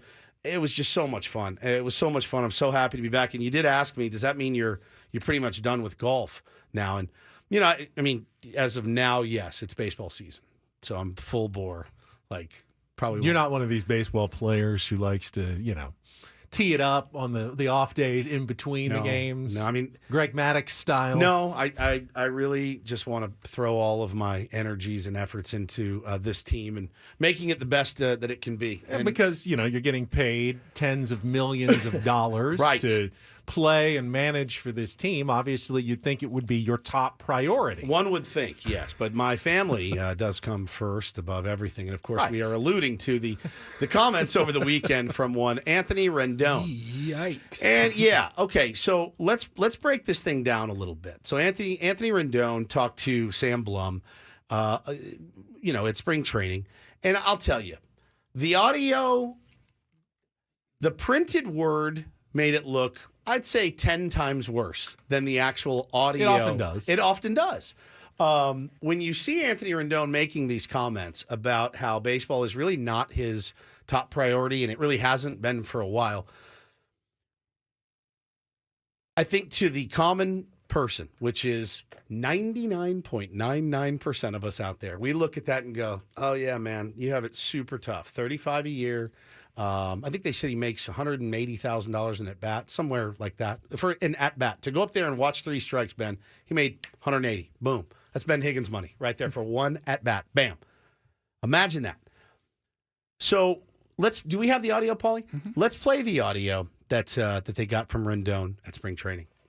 Is it still a top priority for you, though? That's never been a top priority for me. This is a job. So I do this to make a living. My faith, my family come first before this job. So if those things come before it, I'm leaving. Is it a priority? Oh, it's a priority for sure. This is my job. I'm here, aren't I? Do you want to be here? I don't want to talk to you guys at 7 in the morning or whatever time it is. I appreciate that. Do you want to like be here playing baseball? I have answered your question, so why do you keep picking at it? He's smiling. Yeah, you technically answered it. Thank you. All right, so Rendon has played in the last 4 seasons a total of 200 baseball games.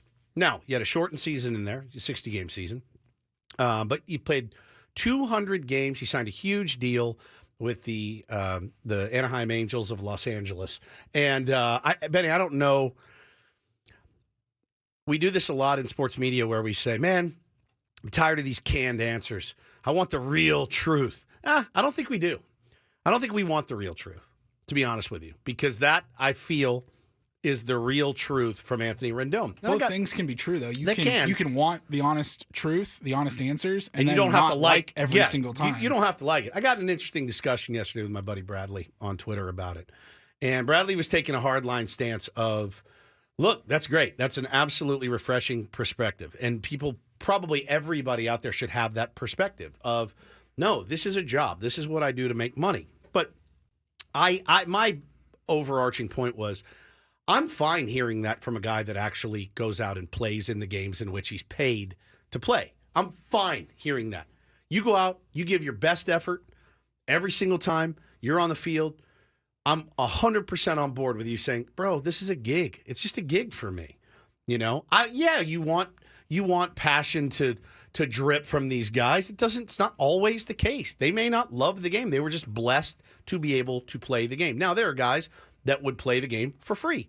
There are guys that would pay to play the game. That doesn't have to be every single baseball player. Does that make sense? It makes sense to me. I mean, is this a story at all? If Anthony Rendon is putting up all-star numbers... It's not a story. I really don't think it is. It's not a story at all. I don't think it is. It's only a story because he has been so unproductive for such a high price tag for the Los Angeles Angels. It's been a terrible signing for the Angels, and I'm sure Anthony Rendon gets tired of hearing about what a disappointment he's been since he joined the Angels. But he is. He's been an incredible disappointment for Angels fans, for the Angels organization. It was an unforced error, though. The way he brought it up when he said, is this a priority? All he had to do was say, absolutely. Yeah. It's always a priority of mine to get back on the field, to be contributing, helping my teammates out, being the best version I can. No one's then going to say, oh, is your family not a priority? I guess your family's not that important to you, right? Why do you hate your family, No one's going to say that if you say, yes, baseball is a priority to me. Oh, you must be a real crap Baseball dad. Is a top priority to me. Oh, boy. Oh, boy. God, I would love to know what Artie Moreno thought after those comments. I mean, we just played Anthony Rendon audio like 3 weeks ago of him saying, yeah, the season needs to be shorter. Oh, really? You think that? Who averages like 40 games a year. Yeah. You want the season shorter. Okay. It's an unforced I wouldn't be error happy if I was writing that page out. By Rendon, who has to understand that when you get paid a ton of money and your fan base is disappointed, they're going to want at least a little lip service. It's all you have to offer right now. I wash me, baby. Wash me. You have no production. You have no health. You don't really even have that much promise right now to offer to fans. You know what you can offer? A little bit of lip service about being a good teammate and giving your best effort and this being a priority and important to you. All fans want to know is it's important to the players like it's important to them. Because you know what? It is important to us as fans. We want the team to do well. We put a lot of thought and time and our energy into cheering for you. We'd like to think that the people who are actually, getting paid incredible amounts of money, at least put the amount of, desires and their hopes into it as we do as fans. It doesn't mean that we think you should neglect your children and that your faith is not important to you as well. And even if that Why do you hate God so much, even if that Anthony? is a bigger priority, in the big scheme of things, I totally understand that. But make it feel like you care as much as we do as fans, at the very least. I mean, look, and listen, and it was a nice discussion with my pal Bradley, who I like. But there's another interview where he literally says, it's a podcast going around, a quote. He says, I wouldn't wish this life on anyone. Really. That to me is a little bit, not a little bit, it's a lot misguided. a lot misguided. And there's another interview in which he refers to, yeah, man, this game just turns you into this and that. And we're out there, we're traveling around, we're staying at the Ritz-Carlton, the Four Seasons. And, then we end up in a Marriott. And it's like, what am I doing here in a Marriott? And he's like, turns you into this kind of person you don't want to be, which I'm sympathetic to, certainly. That being said, to say I wouldn't wish this life on anybody, bro, I mean, $35 million a year to barely go to work is a pretty good gig if you can get it. I mean, I would like to. I like this job, and I'll tell you, I will say this. This is the God's honest truth. 7-8 years ago, this was my identity. That's all I cared about. Now, I've seen a lot of cautionary tales along the way in this business to make me realize this better not be your identity. You better have something else. Now, luckily for me, I've got a family that always will come first. This used to be. This microphone in front of me was it. I felt like that's all I had and that's all I was. I don't feel that way anymore. It doesn't mean I'm a worse broadcaster. When Rendon says, I'm here, aren't I, in response to, is this really a priority for you? I think to me, we've all worked with people who show up at work, because they have to. Sure. They need a paycheck. Yep. That doesn't mean it's that important to them, though. They're not giving their best effort. They're not there. We've seen that, right, everybody? Sure.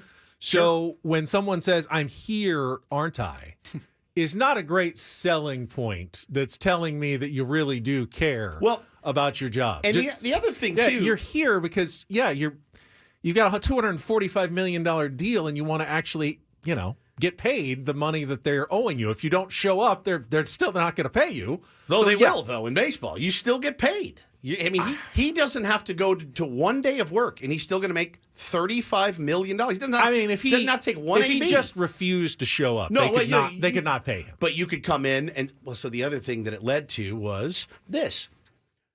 Okay, so if playing the games isn't an actual top priority for you, how important then is your rehab and your desire to get back on the field? I think that's fair to question. He was questioned about that last year And when he was medically cleared to play. He said, and no, he was I'm letting ducking interviews, wouldn't talk to the media. Now, again, though, in his defense, a little bit, allegedly, they said he had a shin bruise. Well, he had a fracture in his shin, and I guess he tried to play through it, didn't work. It's murky. It's murky in a lot of cases. The Angels are a murky organization. We know that as well. They haven't handled it the right way, but they're the ones that stroked the guy that check. In my opinion, if I'm an Angels fan, look, if our third baseman came out and said that, that's all we would have talked about today. 4 hours, hair on fire. What is wrong with Manny Machado or whoever said something like that? But I do think that is a fairly decent perspective, that I do have a life outside of here. I do have other priorities. That's okay with me. As long as you show up to work and do your job. He's not doing his job. Right. That's where the issue falls. Really doesn't work in Rendon's favor is the other very big name player on the Angels, Mike Trout.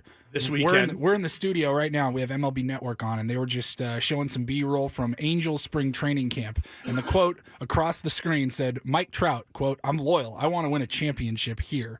Like, that's a guy that you will have to drag his dead body off of the baseball field. You know what I mean? Like, that's all he wants to do is win for that team. I don't really know why it's a crime against the sport what the Angels have done to Mike Trout's career. Yeah. But the guy, there's no question that he wants to be out there every single day giving it his all. And how do we feel about that, by the way? How do we feel about, multi-MVP winner Mike Trout, who signed a long-term extension with the Angels, who has said in camp, I'm in Artie Moreno's office asking him to sign other players. I want to win a championship here. I'm loyal to Anaheim. I want to be here. I want to see Mike Trout in the playoffs. As a baseball fan first, yes. I want to see Mike Trout win a World Series ring. How do we feel about that? Do we love that about Mike Trout, that he's willing to stay and slog it out with the Angels, even though they're not going anywhere? I think we acknowledge that Mike Trout is simply better at handling the situation than Anthony Rendon. That's fair. Mike Trout wants to win a championship in Anaheim until the day that he is actually traded and he is somewhere else. And then he will try to win a championship for the next team that he's on, because that's your job. That's part of your job, It's not simply producing on the field, but part of your job is you are supposed to represent your city. You're supposed to try as hard as you can to win a championship, no matter what they put around you. It's always your job to try to win a championship with the team. Sure. Even if you're on the Oakland A's. Not just show up. Even if you're on the Oakland A's and you're the 26th player on their roster, and you know you've got no chance at all this year, at all. It's still your job to go out and do what you can to try to win a championship for your city and your team, even if no one cares about you. That's part of the job of being a Major League Baseball player. You know, Mike Trout gets it. Anthony Rendon, I don't know if he quite gets it completely. Yeah. I mean, listen. Yeah, the optics just aren't great. Winning a ring, signing the mega deal, and then really not doing anything for 5 years now. And in the media, you know, we do want those honest answers, but boy, we really don't like them when we get them sometimes. All right, looking forward to a couple of things. First of all, long term, we're going to the Craft Taco this week. I am excited about our first visit. Don't Do This is always brought to you by the Craft Taco in Sorrento Valley. The Craft Taco has some of the best quality tacos in all of San Diego. We'll find out for ourselves soon. Go to thecrafttaco.com. Take a look at their happy hour specials today. Thecrafttaco.com. I'm also excited about continuing our Tier 1 tour after our illness interruption last week. We're going to put the Baltimore Orioles in our focus when we come back, a team that a lot of people are talking about. Exciting, big moves. In fact, are they getting the kind of buzz that the San Diego Padres were getting? Very Padres-esque. At this time last year. We will talk about the Orioles on the Tier 1 tour when we come back after a check of traffic here on 97.3 The Fan.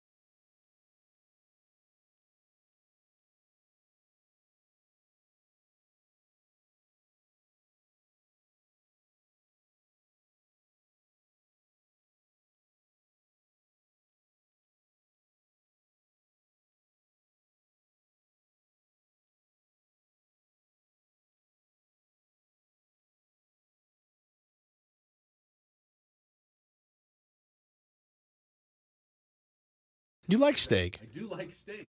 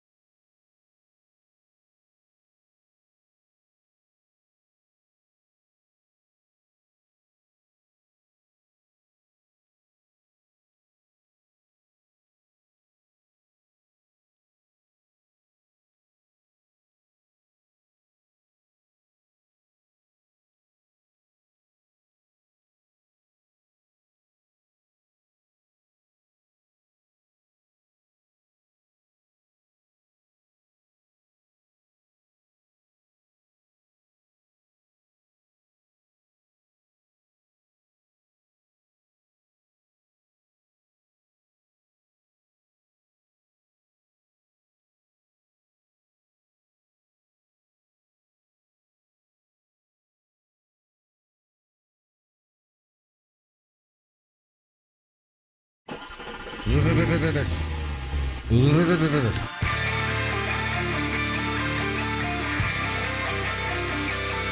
right, after a brief detour, the Tier 1 tour is back on track today. Van broke down, dude. The Ben bus, it broke down. We went to Valvoline, We're instant all oil set. change. We're back and good to go. And we cruise right into camp with the Baltimore Orioles today as they come off a season with 101 wins and a first-place finish in the American League East last year. Of course, got swept out of the playoffs by the eventual World Series champion Texas Rangers in the ALDS. So a little mixed bag for the Orioles last year. Incredible regular season, incredible disappointment in the postseason, but no team maybe getting more talk and hype than the Orioles following the signature move of acquiring Corbin Burns. 1 year left on his contract from the Milwaukee Brewers to lead a young starting rotation this year as they try to build on last year's regular season success. Woods. Yeah, buddy, and they are they're kind of the envy, right? Every year there's a team that kind of pops up and you look at it from afar and you go,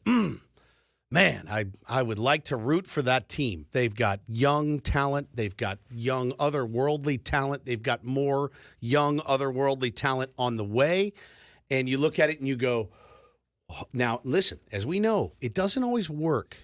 Just because you win 101 games doesn't mean even if you improve your team, you're going to go out and win 105 games. It just doesn't work that way. At least it hasn't in baseball.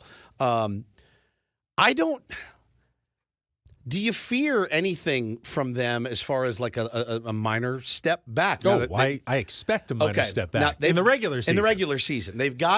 They've already got some injury issues. Felix Bautista is going to be on the IL all season long. So they went out and they got Craig Kimbrell, plugs that hole. Kyle Bradish is hurt, and he's going to try to pitch. He's going to try to get PRP injections instead of getting surgery, pitch through that. Maybe it works. The cards say that it won't. But you got Corbin Burns to fill that spot, and he should fit in nicely there.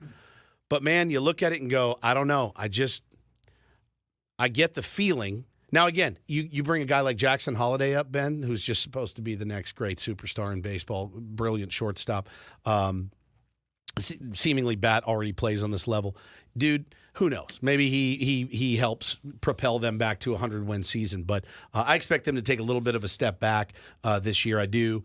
And, these young guys got to find their way. And a lot of them did last year. And you have to repeat it. But a step back could be 90 wins. It's exactly right. Then they make a run to the World Series. You're very happy as an Orioles fan. They're one of those teams that I look at and go, why they haven't added Jordan Montgomery or somebody like that is beyond me at this point. They've got money to spend. They've got prospect capital to trade. They've used some of it in the Corbin Burns deal. But, yeah, man, it's going to be interesting to see what they do. But they are, I would say, they're a fun-ass team to watch, and they are kind of the envy of a lot of Padre fans out there. What's so impressive about the Orioles, or not, depending on your perspective, is how homegrown they are. And their projected starting lineup is filled with almost exclusively guys that they drafted and developed themselves, including two guys who were drafted in the first round, number one overall in Adley Rutschman and Jackson Holliday, two other first-round draft picks in Jordan Westberg and Ryan Mountcastle, a third-round pick in Austin Hayes, a second-round pick in Gunnar Henderson. I mean, it is a loaded lineup filled with guys who came up through the minor leagues. 8 out of 9 in this projection that I'm seeing right now. The only guy that they picked up was they purchased Ryan O'Hearn from the Kansas City Royals in January of 23. Now, I think they've got a pretty consistent and deep lineup, and they should win a lot of games. There's going to be some fluctuation there, though, when you are counting on such young players. Sometimes there's a little step back before you make another step forward, and I can definitely see the Orioles having some struggles, especially in a tough division where the Yankees are now reloading and going for it. You know that the Rays are going to be pretty decent. You think the Blue Jays will figure it out at some point? At some point, I think winning 100 games in that division was pretty surprising outlier. It took both the Yankees and the Red Sox having surprisingly bad seasons last year to even make it possible. So don't expect another 100-win season, but the playoffs will be what determines whether or not the Orioles have a good year this year. And they're certainly poised, I think, to get back there based on the roster that they have put together. Now, everyone, of course, around baseball is jealous of having a franchise catcher like Adley Rutschman my and what he's God. done so far. A switch hitter who has burst onto the scene already in his career. 5.6 WAR or something last year. It's just insane. What shocked me, though, is and the fact that he's young and he's controllable. What surprised me, though, is that I didn't realize Adley Rutschman's 26. Luis Campusano is a full year younger than Adley Rutschman is. Think about that, San Diego Padres fans, that you've got a young catcher. He's certainly not Adley Rutschman by any stretch of the imagination. But Not yet. You feel like, Luis Campusano, he's been around here forever. He's barely a prospect anymore. He's younger than this guy who everyone is touting as one of the young star catchers in all of baseball. So, give Campusano a chance here because they gave Adley Rutschman a chance, and it has paid off for the Baltimore Orioles. They now have a cornerstone in their lineup behind the plate, likely for years and years to come. And Campusano is actually younger than Adley Rutschman is. Yeah, and Ethan Salas is 10 years younger, as our beloved Maggie has just pointed out in the chat. It's only 9 years younger. There you go. Than Adley Rutschman. There you go. That's incredible. So, yeah, I think good things for the Baltimore Orioles, but still fun, man. Temper yourself a little. Very fun. Very fun. Like if you love baseball, but last year was ridiculous that they won 100 games. It was watching Adley, watching Gunnar, watching Jackson Holiday when he comes up. I mean, they're a fun. Cedric Mullins is a fun player. Santander's fun. They're just a bunch of good. That's a team. They come to town, you want to go. Bro, and watch they're just that team. good baseball players, man. Love it. All right, we'll take a little jealous. We'll take a timeout. We'll head back out to Padres camp and talk. I want to talk more about the Xander Bogaerts position change. We got into it a bit in our first hour. I want to really flesh out a little bit, like best case scenario, worst case scenarios for how this is going to play out for the San Diego Padres. Fine by me. Going Let's take some calls, forward, too. we can open the phone lines. Yeah, 833-288-0973. Missed you guys. Talking position change for Xander Bogaerts, second baseman for the San Diego Padres. Coming up next with Ben Woods on San Diego's #1 sports station, 97.3 The Fan.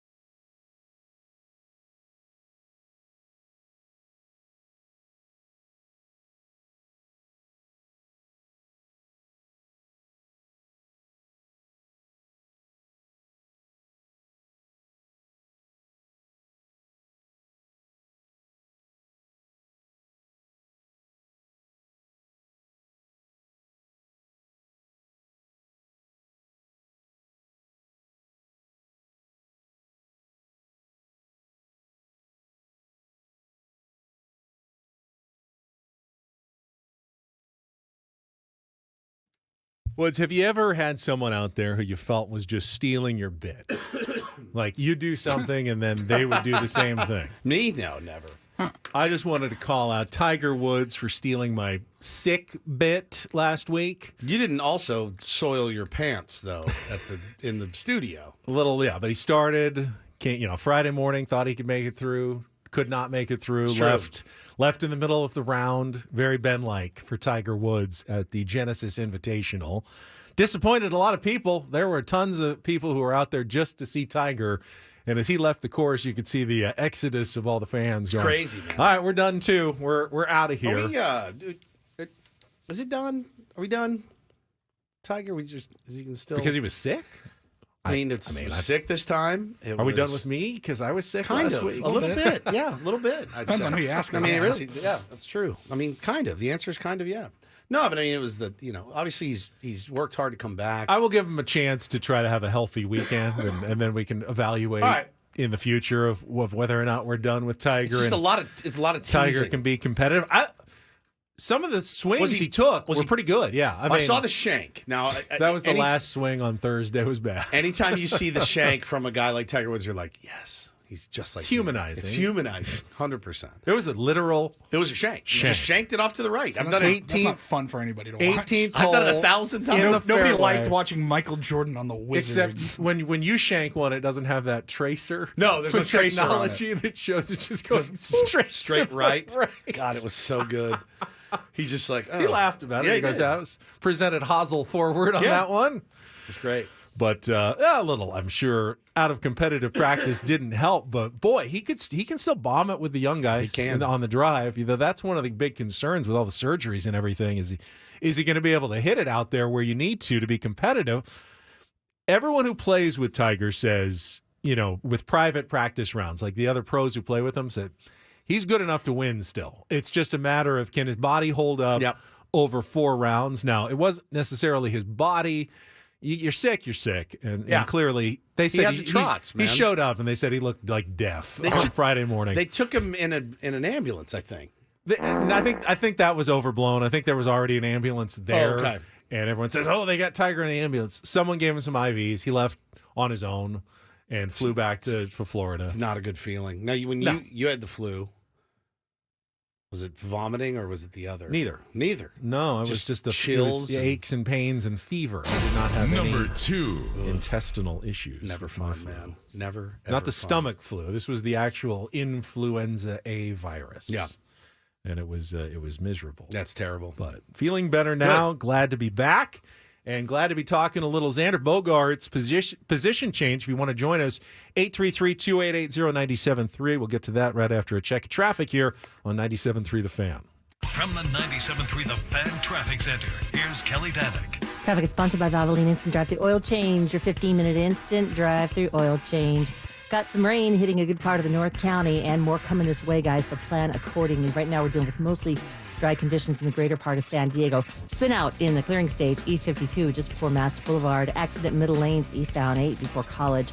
And crash has been moved over the right shoulder, northbound 15 before Claremont Mesa Boulevard. Valvoline Instant Oil Change is your drive-through oil change. It only takes 15 minutes, and you don't have to get out of your car. With all the rain lately, Valvoline is also offering replacement wiper blades. For directions and discounts, go to SoCalOilChange.com. SoCalOilChange.com. I'm Kelly Danick with Ben & Woods, San Diego's #1 sports station, 97.3 The Fan.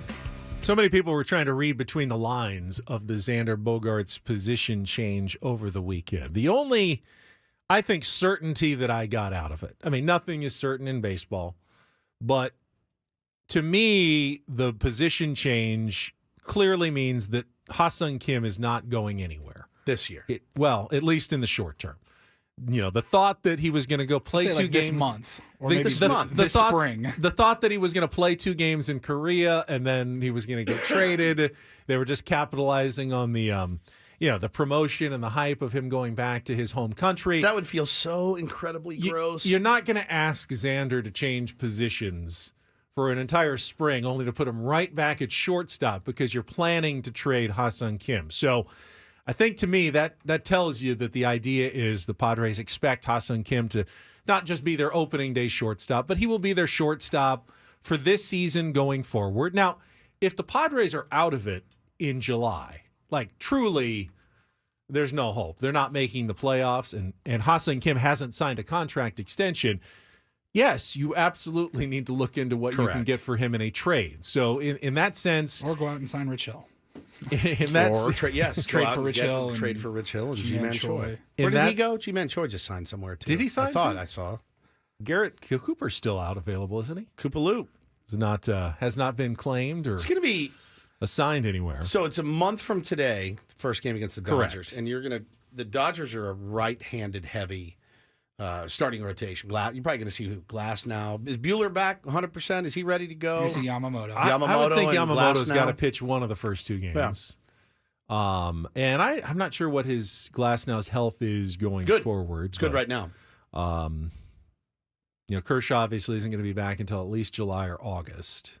Yeah, it's right-handed heavy starting rotation for them, and we have a mostly right-handed lineup. But hey, listen, you play with what you got.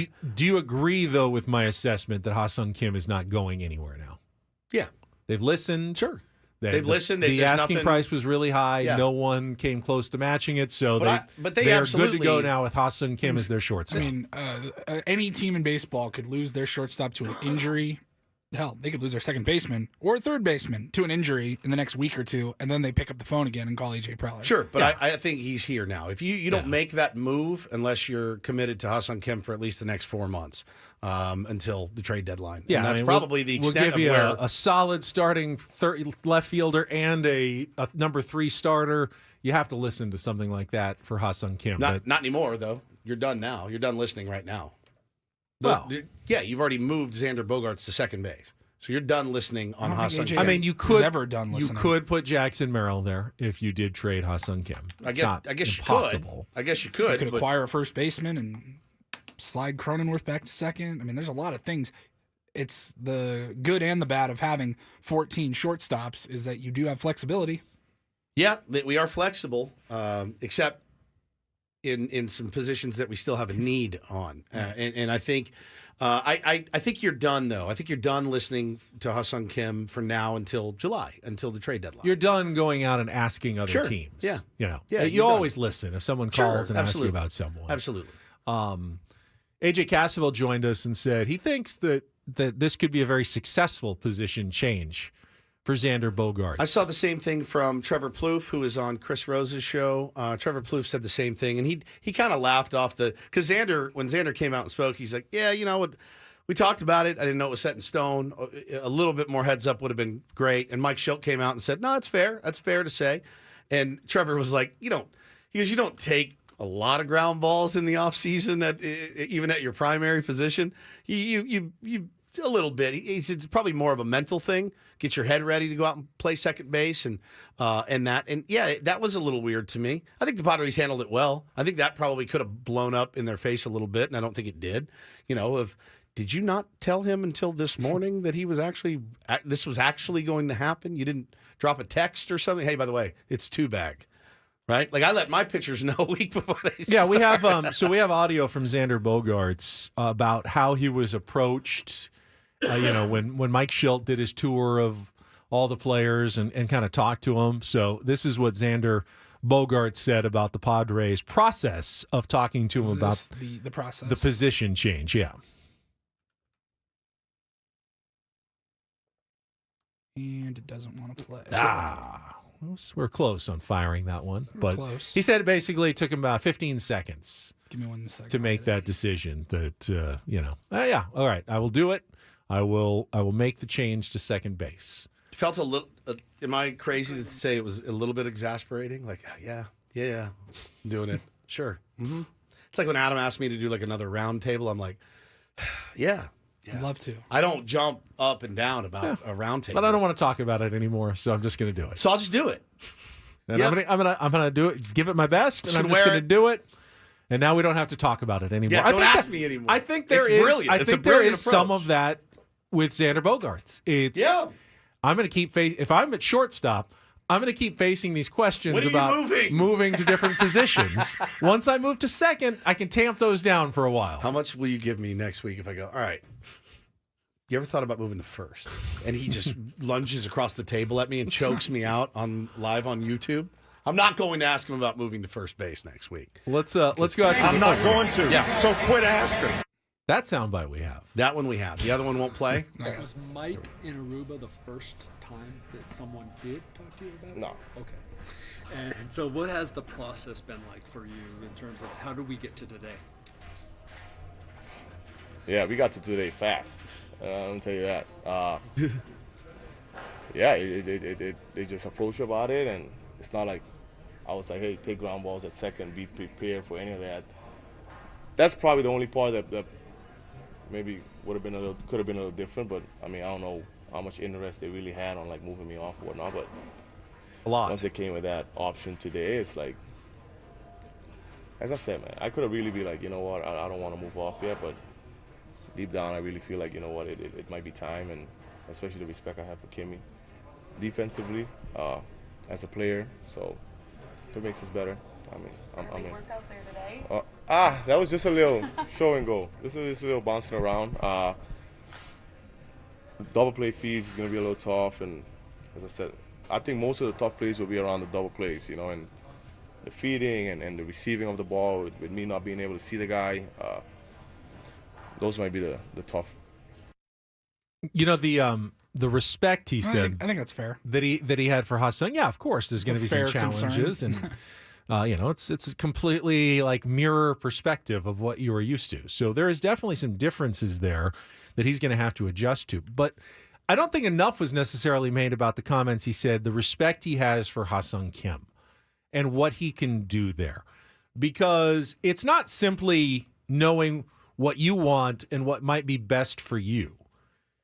To say, I can only play shortstop, I was signed as a shortstop, this is who I am, is inherently to disrespect another guy and say, well, that means this guy can't play short. Sure. And I think anyone with eyes has to acknowledge that Ha-Seong Kim is one of the best defensive shortstops in baseball, best defensive players in all of baseball. Yeah, no problem. And to just completely refuse to consider a position change would actually be kind of disrespectful to Ha-Seong Kim to say, I know you may be great at this position, but there's no way you're getting there because I'm standing here. Yeah, and A.J. Castleville brought up Derek Jeter, who probably should have moved off short late in his career for Alex Rodriguez, who was clearly a better shortstop than he was. He didn't do it.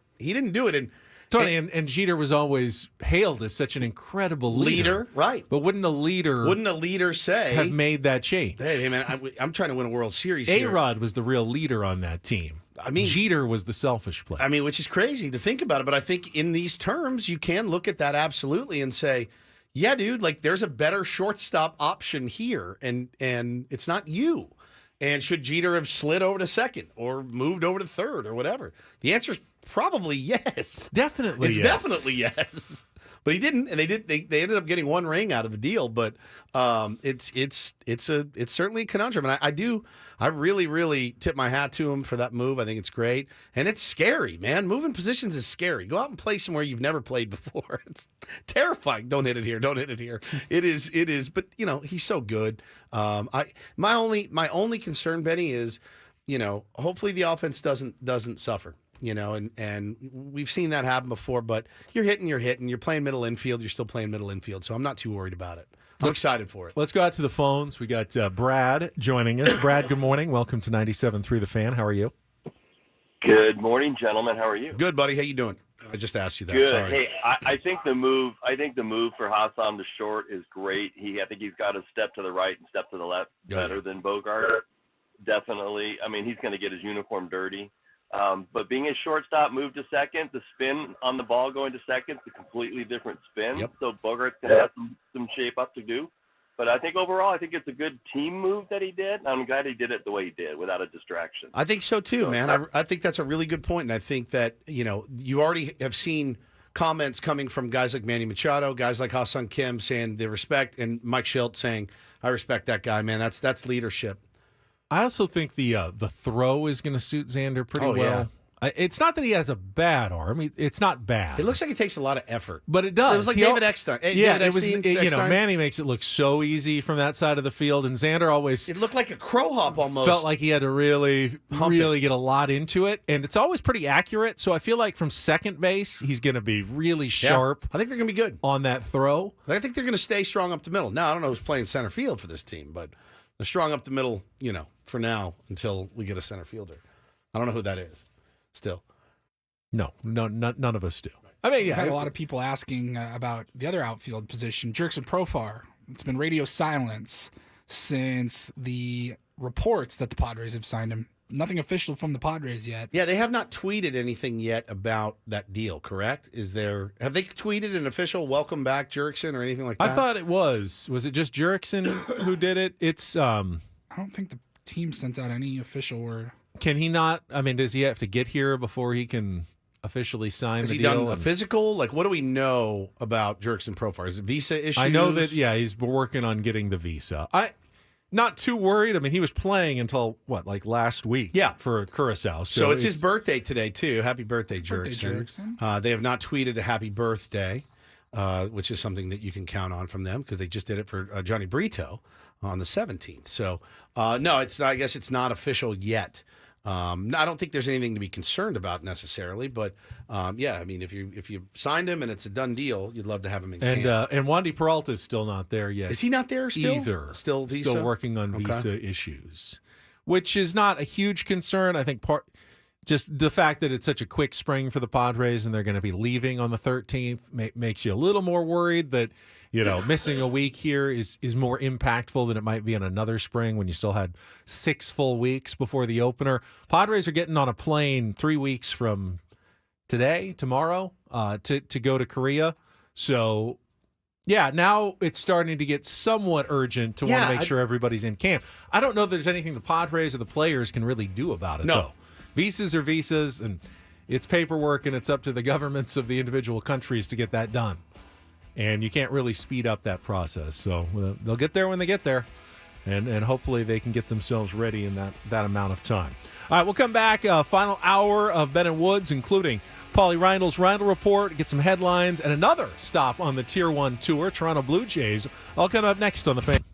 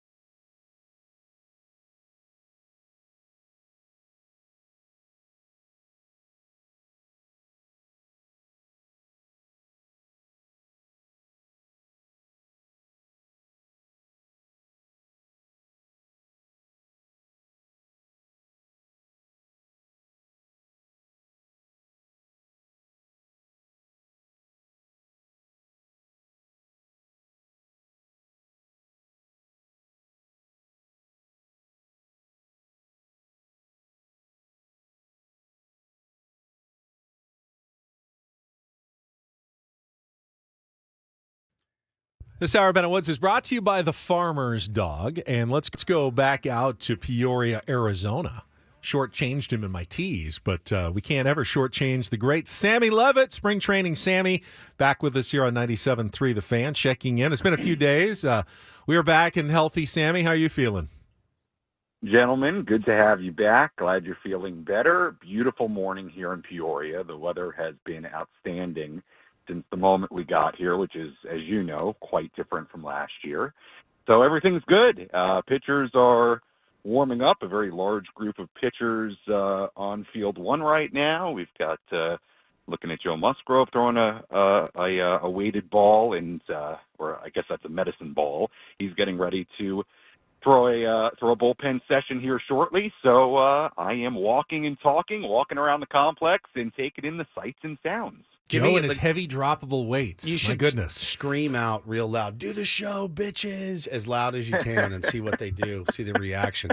Yeah, Hurricane Ben and Woods will be arriving next week, Sammy. We'll be there on Monday. Excited to get out there and talk to you guys and see you in person and talk to the fellas. And has anybody asked about us out there? Yeah, has anybody mentioned your old pals Ben and Woods? Anybody asked about you? That's a fantastic question. I can't say that any of the guys have specifically asked me when are Ben Woods and Paul coming out. Not even Manny? How about the front office guys? No?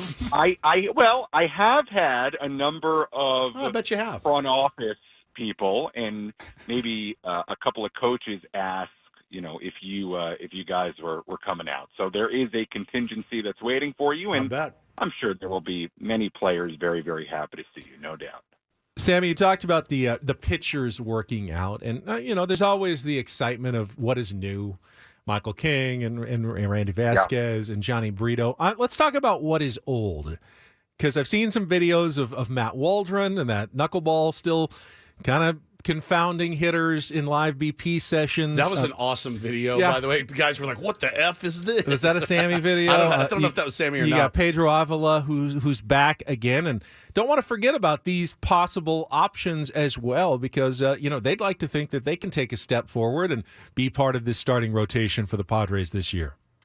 I would not forget about them at all, quite frankly, because I think they are right in the mix with that group of pitchers that could make the rotation. Here's what I can tell you based on just what I've gathered over the last week or so. I know the Padres really like these guys they got from the Yankees, in Johnny Brito, who I thought looked good yesterday in his live BP, and Randy Vasquez. I talking to some people, I know they're really high on the both of them, and obviously they have a lot of talent. That's why they're here.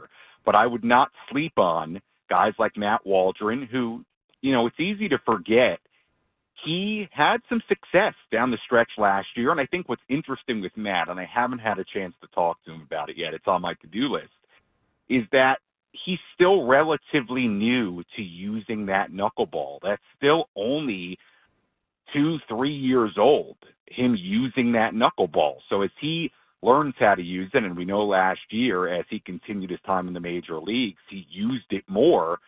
I think there's still a lot of unknown and potentially untapped potential with Matt Waldron. And look, Pedro Avila had some really good stretches and moments last year. It's easy to forget how good he was in that long relief role. And if you look at some of the numbers, some of them may not look great, but you've got to dive deeper into those outings, because some of those numbers, they were inflated because towards the very end of very long relief roles, or I think there was a start or two mixed in there as well, it didn't go as well towards the very end. But he definitely showed something, and I really think there's a lot on the table when it comes to those two spots. They really like the Yankee guys, but I think for a variety of reasons, it would not surprise me, and it's very early in spring training. We haven't played a single Cactus League game yet.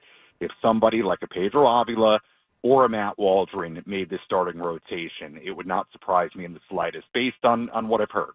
Talking to Sammy Spring Training here on Ben and Woods this morning. And Sammy, how does Jackson Merrill look in the outfield? I've seen some swings. The swing is beautiful.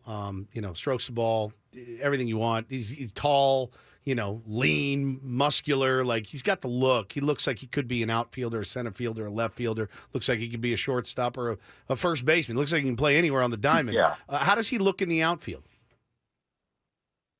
it's drills, and obviously it's still early in spring training, but to me, he's looked pretty good. I haven't seen every single ball he's caught up there off a pitching machine and them shooting into the outfield. I've seen them do the fundamental work and him chasing balls down the line, and everything looks fairly comfortable. I think it's a little hard to judge when you're just watching outfield work, but he's certainly working out there a lot, and he's putting in the time and the work to get better out there. And he is right now working exclusively out there since full squad workouts began. I did see him before full squad workouts began taking balls in the infield, but since everybody got here, he has been, to what I've seen, exclusively in the outfield. And when Mike Schultz spoke just a few minutes ago, he said that when Jackson gets into Cactus League games, and I would say there's a pretty good chance he'll be in there on Thursday and or Friday against the Dodgers, that he will play in the outfield. Initially, for sure, they may mix him into the infield and try to keep him fresh, and I think they do view him as somebody who could obviously play some different positions and, you know, get into the lineup in multiple ways on a day-in, day-out basis, but he's going to work in the outfield. So Woodsy, to me, he's looked good. I mean, it's a little hard to judge off drills this time of year, but we're going to get a much better sense when these games start, and he has to start making real reads and really play out there. And obviously we know the experience is limited, but from what I've seen so far, has looked fairly good. And obviously he's putting in a lot of work out there, which I think at this point, considering what the Padres have asked of him, it's about all you could hope for. Can everyone do me a favor? Sure. When Jackson Merrill goes out to the outfield this spring and misreads a fly ball that goes over his head, keep in mind that last spring at this time, Fernando Tatis Jr. looked kind of ragged in right field. Remember the Dan Clark tweet that was like, oh, Tatis to right field, this is an abomination. He won the Platinum Glove. How you perform in a couple of spring training games will not tell us whether or not you're adjusting to the outfield I'm going to overreact. or not. No, so I'm going to overreact. I'm going to. Be measured. If he makes a great diving play, by the way, he's ready. Doesn't mean that he is all of a sudden going to be the greatest outfielder of all time. So just keep that in mind on Jackson Merrill to the outfield. Don't you ever tell me how to fan again. Don't ever do it. Sammy Spring Training is with us from Peoria. What else was topics du jour with Mike Schultz just a few minutes ago there, Sammy? Yeah, and before I get to Mike Schultz, I'll just add on Jackson Merrill just because it's top of my mind right now. But I'll tell you what, the swing looks really good. Yeah. And I've been very impressed with what I've seen during batting practice. It is batting practice, so you got to keep that in mind. But when I watch him and Marcy and Paulie and Salas, they are typically in a BP group together. I will say, number one, there's a lot to like from all those guys. And number two, I just like the energy when these guys hit together. It's impressive. It's upbeat. There's encouragement. There's a sense of competition with the way they go about things, some of the different games they play during BP. I just, day by day, I continue to be very impressed with this young group, led by Jackson Merrill, obviously. And I know you guys have heard a lot about this group. I've heard a lot about this group, but seeing it with my own two eyes, you can understand it. So just one more thought on Merrill. As far as Mike Schultz today, I told you about Merrill, that he will play the outfield, at least initially, to start here. So I would not be surprised to see him in the lineup Thursday and or Friday. We know about the pitching situation for Thursday. It's going to be Joe Musgrove, Michael King. Mike Schultz said it's likely that Yuki Matsui would probably get into that game as well. And I will tell you that Matsui threw a live BP yesterday, and I thought it was really impressive. He's got some really, really good stuff. It's deceptive. He hangs that front leg for a while. I could see that being an issue for hitters, and just chatting with some people around the field, you know, as he's throwing that live BP, I think a lot of us were really impressed, and he induced some really bad-looking swings on some of these off-speed pitches. So he's somebody to be excited about. No real update on the guys working on their visas. Wandy Peralta, Luis Patino, they're still not here, but Mike Schultz didn't have an update on that, and obviously, you know, that's a tricky situation with trying to get that done. I'm trying to think anything else that Mike Schultz talked about. Nothing on Profar. Okay. Nothing on Profar. He wasn't asked about it, and obviously the team hasn't announced the signing yet, so I don't know how much they would say or not, which I think is part of the reason that nobody's really asking yet. But it is interesting that it was reported, and now it's been a while, and he's there's been no official announcement yet. Trying to think in my head, because I just hopped on the phone after Mike Schilt got off. I think that was about it. There was nothing major to announce, but we got a little bit more information on the pitching. Obviously, some more information on where Merrill's going to play when he starts playing in these Cactus League games, and that was about it. The vibe seems good, Sammy. We were just talking about it off the air. The vibe seemed good last year. You felt like we really, when we sat down, we thought, man, you're looking at these guys going, this is a team that can go win a World Series. I don't know that you feel the exact same way. You've lost some pretty key pieces, and you have a lot of question marks, but the guys seem to at least be saying the right things this spring training. And that counts for something with me, because I thought maybe last year they really didn't say a lot of the right things. Yeah. I thought this year they really have been saying the right things. I've liked what I've seen from the skipper so far. Looking forward to sitting down with him more next week. He's got kind of a loose attitude. He's been having fun with the media, which I love, letting everybody know. I don't know who's starting. I'm going to check my Twitter later and find out, which also means he has a Twitter, so keep your eyes out for that. But no, so far, man, I think the vibe around the guys has seemed pretty good from afar. Yeah, I would agree with that, and I'll give you one more nugget that Mike Schilt talked about today. He was asked about the DH situation, and it is an interesting situation because the Padres right now don't have a guy that you can point to and say that guy's going to be the DH every day. So Mike Schilt earlier explained that right now it's going to be matchup based, and it's going to be about getting guys, that half day off. It seems like they're going to use that DH spot right now as a spot where they can cycle guys in and out. And with some of the more veteran sluggers you have on this team, I think that makes a lot of sense. Now, that could change if a name comes in here and joins this clubhouse, but I do think it makes a lot of sense. So we did get sort of confirmation of what you thought from Mike Schilt earlier today, and that's going to be matchup based. And it sounds like they're going to cycle through guys in that DH spot. So that was top of mind as you asked me about Mike Schilt. Another thing he said today. But look, Woodsy, I'm with you. I think Mike Schilt, it's been a lot of fun to talk to him. You can tell, and I know we've used the term detail-oriented a lot. If you go and listen to some of his answers, like I haven't posted this yet, but I'm going to. Jesse Agler had a great question for him about, I can't remember exactly how Jesse framed the question, but the answer from Mike Schilt ended up being about off days. And he went on, I'm not sure how long it was. It could have been 2, 3, 4 minutes on off days and the different kinds of off days and how he thinks about off days.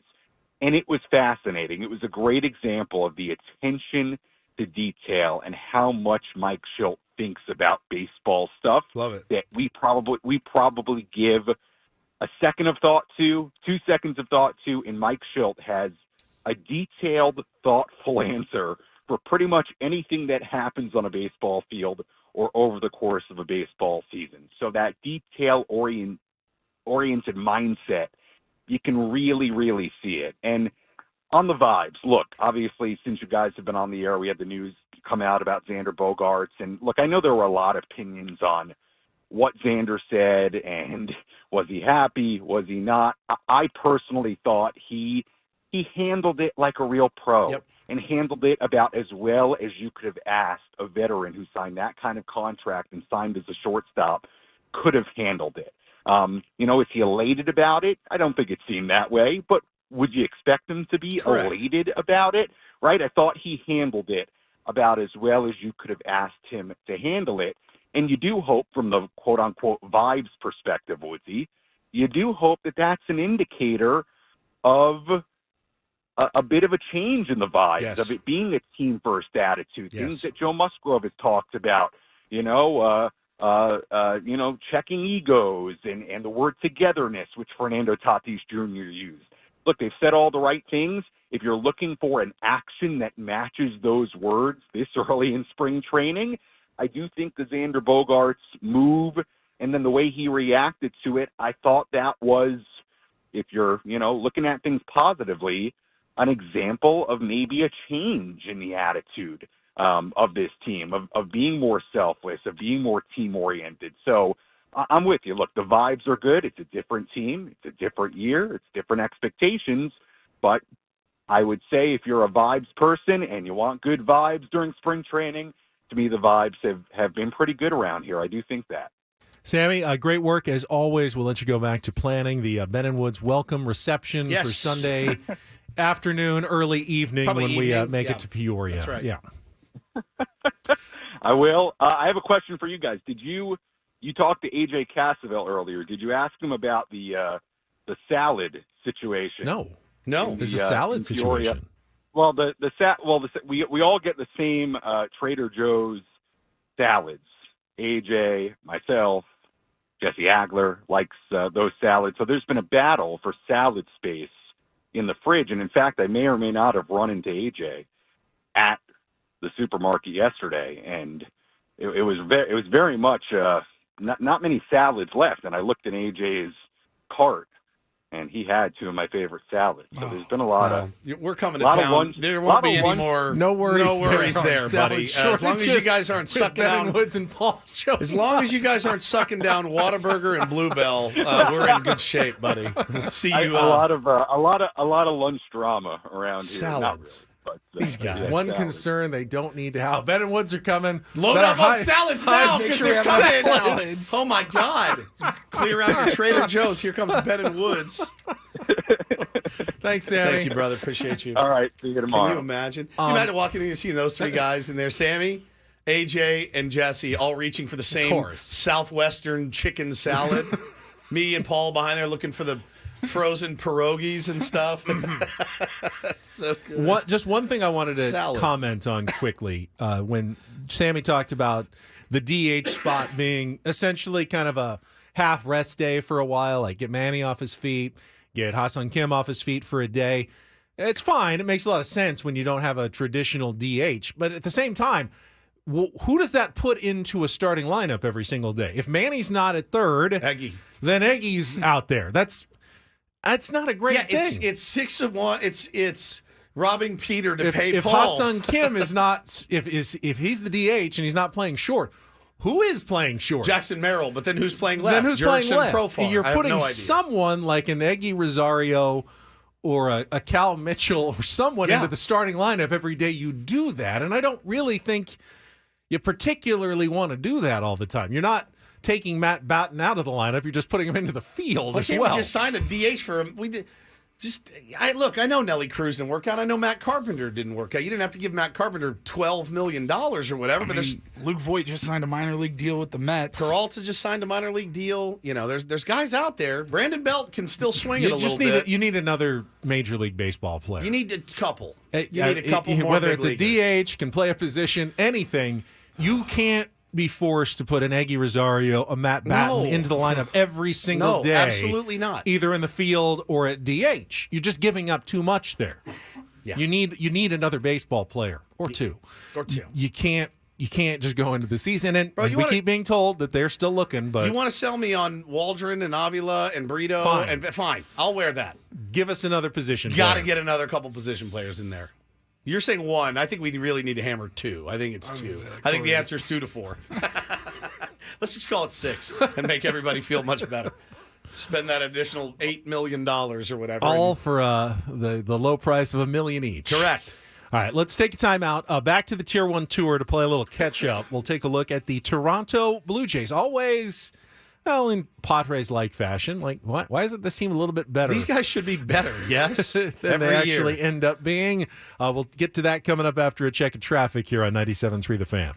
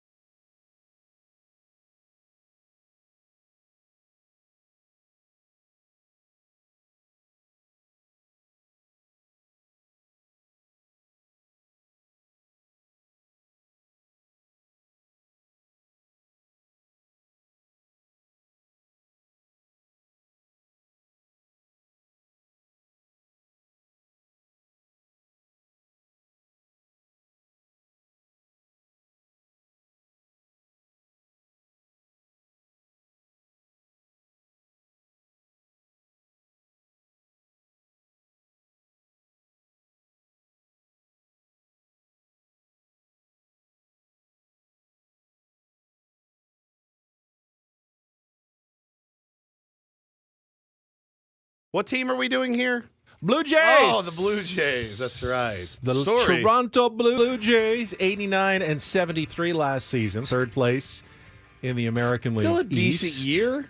Yeah, they made the playoffs. Yep. Now, it was also a quick exit in the wild card round. They got swept by the Minnesota Twins and were done. So a disappointing ending for a team that certainly always looks like it is stacked, loaded with talent. Every single year, you look at them and go, whoo. Kind of the Chicago White Sox disease as well. Yeah. Lots of talent, not quite coming together. And you can say that about the San Diego Padres as well. But you look at the names back in the lineup, and it's going to be a lot of the same guys again this season. George Springer, Bo Bichette, Vlad Guerrero Jr. I mean, they've got a good top of the lineup. Kevin Biggio.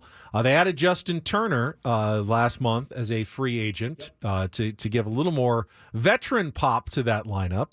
We'll see, though. It's been proven, though, that just those guys in a lineup are not quite enough to lift them to the top of the AL East standings. Yeah, man, they've got the pitching is going to be, I think, solid for them. Jose Barrios coming back.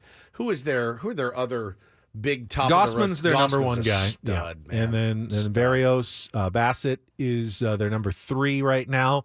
Kikuchi, and then there's a lot written this week about Alek Manoah and the bounce back season. So he's dropped some LBs. Saw him throw just a little bullpen. Dropped some LBs. Looks pretty lean for him. And apparently he's on a mission. And when you hear that, you wonder why you wouldn't be on a mission every single year if you're a big league baseball player. Doesn't happen that way all the time, as Anthony Rendon has let us know. But a healthy and motivated, pissed off Alek Manoah, probably a guy you want in your top 5, I would imagine. I think the biggest thing standing in the way of the Toronto Blue Jays is the division that they play in, with the Orioles, with the Yankees, adding Juan Soto, and who knows, possibly who else might still be on the horizon here. Their GM in Toronto has kind of said that not looking to add any more pieces at this point, whether that's just lip service or an actual strategy for the Blue Jays. They don't look like they're in play for the Boris clients at this point. So, if other teams in their division grab more resources, that could make things a little bit tougher. But you certainly expect them to be in playoff contention and battling at least for a 100%. wild card again at the end of this season. We'll see if it plays out that way. Good defensive outfield with Kevin Kiermaier back in center field, kind of their number 9 hitter. Not going to give you a lot of offense, but you can kind of not worry about defensively how you look out and there. Matt Chapman is gone.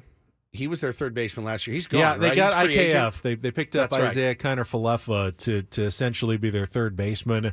Again, not huge offensively.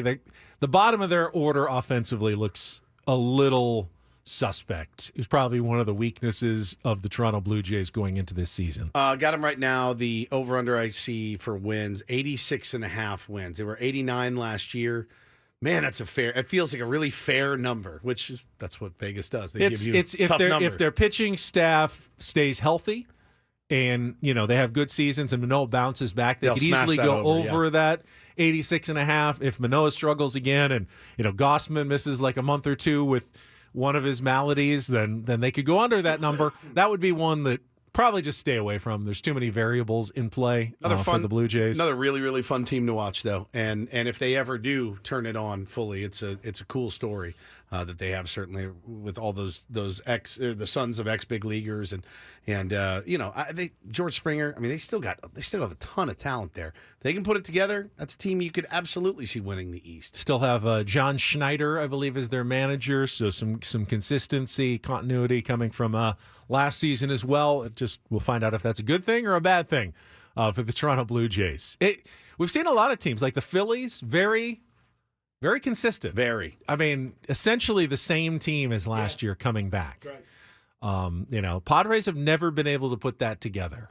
The consistency from one season to the next. It's a bit of a roller coaster. And nice, while this year has been a quieter offseason, you can't say it's the same roster. I mean, the pitching staff is completely markedly different than it was last year. So, and not having Juan Soto just kind of changes the dynamic of your team again. So, once again, the Padres are kind of doing something different, whereas the Blue Jays look pretty much the same as they did last year.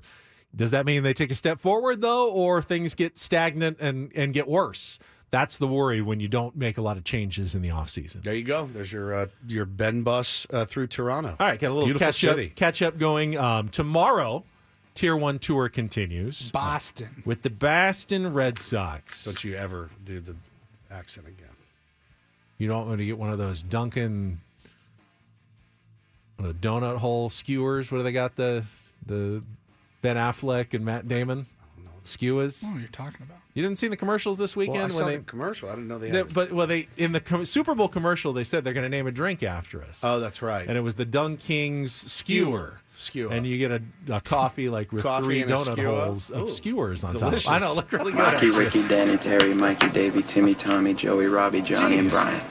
I mean, hey, it's a coffee, but you get 3 donut holes with it. Who wouldn't want that? It's a great idea. Come on. All right, we'll come back. Ron will report. Paulie is dying. We'll see if we can get him to bed, just like us last week. Coming up next with Ben and Woods on 97.3 The Fan.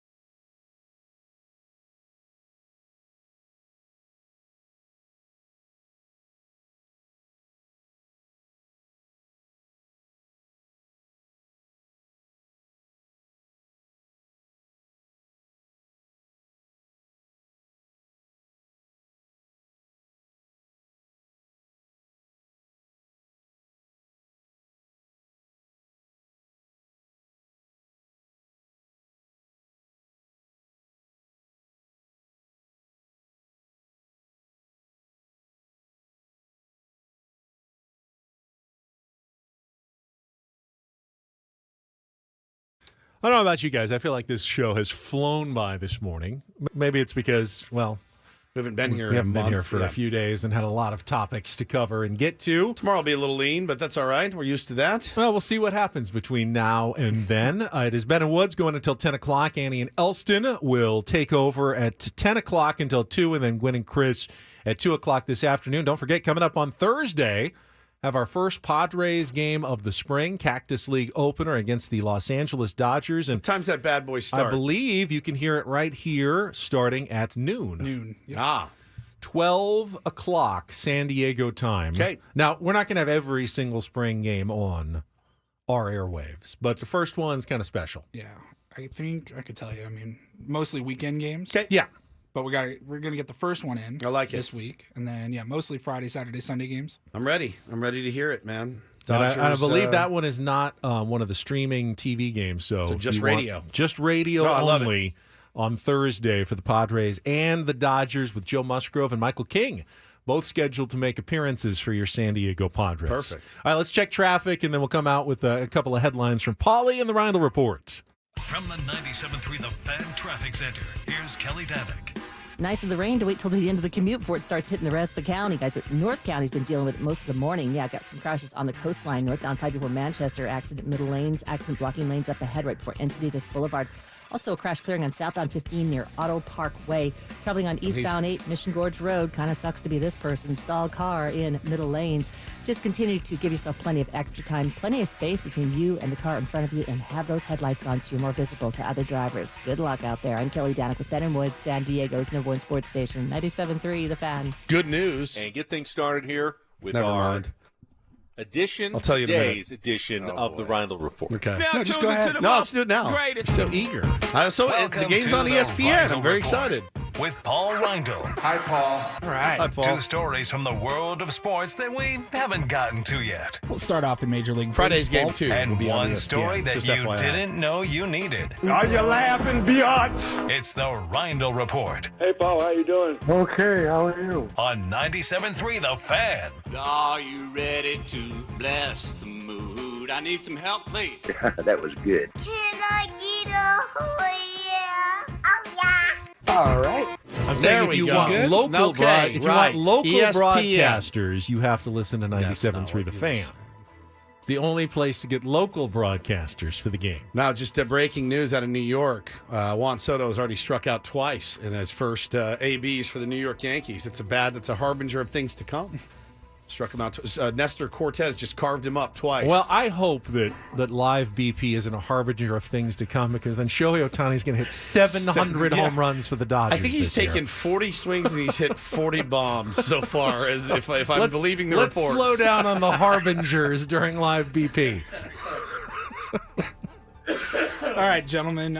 We will start off with we got a couple of stories here that have been sitting around for about a week that we have not gotten to, so I'm excited to finally tackle all of this. Clear them. Yeah, we're going to clear the board here. We'll start with San Diego Padres. We are getting ready for spring training, and then just a few weeks away after that will be FanFest. And the Padres late last week announced the roster for the celebrity softball game, and I got to say, I'm wildly impressed by the names that the Padres were able to get out there. This will be a fun game. I would like to play a game with Ben and I to see if we've heard of all of these. I guarantee you haven't.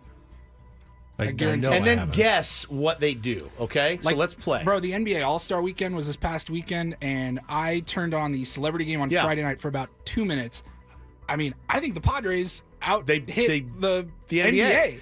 Not a lot of rave reviews. I did watch some. You guys would be surprised. I watched the 3-point contest, and I watched the dunk contest with Bo. I thought the shootout between Sabrina that and was Steph great. was Yeah, cool. the That Saturday was cool. stuff was fun. Bro, the Sunday game was the skills awful. competition was the dumbest thing I have ever seen They're trying in so my hard. entire. The big blocks and the bang it. guys dribbling around it, and then one guy lost it off of his foot. And then the game itself was atrocious. But I loved all the old heads getting like so mad. All right, we'll about get this to the game. Padres in just a second in the celebrity game, but I thought we figured out the All-Star game. Yeah, we did. I thought you do the Elam ending. Elam ending, and at least that makes them try in the fourth quarter. Right. And I don't care. You can roll it through for 3 quarters and take your half-court shots. And then for the last quarter, with the Elam ending, everybody plays a little defense. Yeah, a they little try, harder. and you get a little excitement. But in this game, you scored 211 points. Or 211, 186. No one played any defense at all.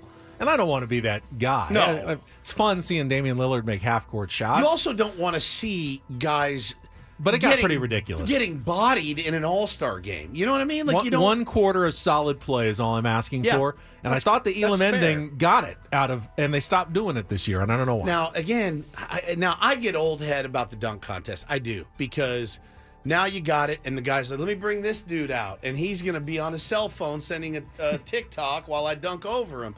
And then they started showing back some of the old dunks, where it was like, all right, I'm going to run from the other end of the court and take off from the free throw line. I'm going to do a windmill. I did love that Shaq was used as a prop. Yeah, and almost lost his glasses. But Bo loved it. Bo's he went to the Globetrotters this weekend, and then he's all in. Bro, that's all he's doing is dribbling basketballs around the house now. It's Bo's pretty about funny. the same size as the winner again, Mac McClung. Mac McClung. And so he's a G League player? Yeah, he won it last year. Yeah, I remember he won it last year. It's wild. Slam dunk specialist. Yeah, slam dunk specialist. There you go. So the Padres. All right, here we go. We're going to be at FanFest. We'll do a live broadcast, Ben and Woods, from 12 to 2 somewhere on the concourse like we did last year. And then from 3:30 to 5:30, it is the San Diego Celebrity Softball game. And it's going to have a bunch of Padres alums and coaches. They're going to be the coaches for the teams. Sure. Some of the names were surprisingly good, man. Alex Morgan. Okay. No-brainer. Soccer Gotta get player, her there. yes. Drew Brees. Football player. Yes, former football player. Former Super Bowl champ. Kelsey Plum, local girl, one of the top WNBA players. Former for Las all-time Vegas leading Aces. scorer in NCAA basketball history until last week. So Caitlin Clark. Ray Mysterio, Kerry Walsh Wrestler. Jennings. Hold on, settle down.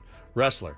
Kerry Walsh Volleyball Jennings. player. Volleyball. Okay. Oh, by the way, we've got to give away some volleyball tickets for Kerry Walsh Jennings' team as well. We do. Landon Donovan. A soccer player. Abby Dahlkemper. Soccer player. Good for you. She's on the wave. Chris Olave. Former football player. Current football player. Current football player. Yeah. Well, football player. Shayna Marie. Exotic dancer. No. Shayna Marie. Pop singer. No. That's what I meant to say. Shayna Marie is TikTok somebody that if I star. don't go down onto that field and introduce myself, like my marriage probably depends on it. She is one of the stars of Vanderpump Rules. She was in the middle You gonna of go down and get a selfie? all of that drama, the cheating scandal last year. I don't know anything about it. It's a huge name. I don't know much about her other than that, but I do Can know. she play? Okay. Maybe. Could she play left field? I don't know. Yep. Zeth and Sailor. Don't know who they are, but it's a father-daughter social media personalities. TikTokers, maybe? Yep. Dave McCary. We know Dave. That is Emma Stone's husband, Boom. writer for Love Saturday Dave. Night It's great. Live. So funny. He's going to be there with Kyle Mooney. Yep. Oh, I thought Kyle Mooney. Now, Kyle Mooney's not married to her. Dave McCary Yes. is. Okay. Kyle Dominic- Mooney's playing, yes. Yep, Kyle Mooney will be there. Dominic Cruz. Dominic Cruz is a UFC fighter. UFC fighter, yep. Miles Daughtry. Miles Daughtry. Daughtry, he's a singer, country music singer. No, he was. No. No, that's Chris Chris Daughtry. Daughtry. Miles. I'm coming home to the This place different where Daughtry. I'm- Who's this guy? Miles Doty? Slightly Stupid. Oh, Miles from Slightly Stupid. All right. I always just... whenever I hear his name, they just say, oh, it's Miles from Slightly Stupid. I didn't know his last name. Taylor Knox. Taylor Knox. Surfer. Yeah. There you go, Yeah. Benny. Rashid Shaheed. Wide receiver. Kyle Mooney, who said that. Brandon Moreno. Soccer. No. UFC. Oh, okay. Andre Reed. Football. Former football. Hall of player. Famer. Yep. FaZe Rugg. Carpet and flooring wholesaler. No. FaZe Rugg. He FaZe Rugg. started a Founded massive Kohl's Carpets. video gaming team and All right. business. He is on the Forbes 30 under 30 for You sure content it's creators. FaZe and not Faze? I'm sure. FaZe Rugg. 45 million social media All right. followers for him. Rob Machado Surfer. and Sean Lewis. SDSU football coach. Allegedly. Still never heard from him, but yeah. All right, that's it. That's a good lineup. That's a pretty good lineup. It'll be fun. And then you'll have, I think, Hoffy and Tony Gwynn Jr. and Be a bunch awesome. of the alum will be out there coaching as well. I will skip my second story for time purposes. Woods has been wanting to talk about the Rock and Roll Hall of Fame nominees for 2024 for about a week now. A week. And so it's a fan vote, I believe, and you get to pick up to 7 people per day through the end of April. I did not know it was a fan vote. I would have been Well, voting. there is a fan vote, so I don't know if that's Damn it. the That only... can't be the main criteria. No. though. I'm sure there's other We stuff. have a Twitter poll up, and whoever wins Is goes in the into Rock the Rock and Roll Hall of Fame. But it's got to weigh in at some point, to some extent. But some of the names are... They're massive. Like, This is a massive class. I look at this roster and I go, yes, Give yes. them to me. Lenny Kravitz. Yes. Mary Well, J. Blige. Yes. I Jane's guess. Addiction. Yes. A Tribe Called Quest. Yes. Mariah Carey. Of course, yes. Come I'm- on. If you're all the others are yes. I know. Sinead O'Connor. Yes. Cool in the Gang. Yes. No, wait, hold on. Sinead O'Connor. Yes. It's like one really good song. And she didn't even write it. Prince wrote it. Wow. Rest in peace, by the way. Shout out to her family. Jeez. I mean, we've got to have some no's, right? I mean, you I said don't yes know. to everybody. Is there anything more rock and roll than what she did on Saturday Night Live? That was ever? cool. Anything ever in history? I agree. Badass.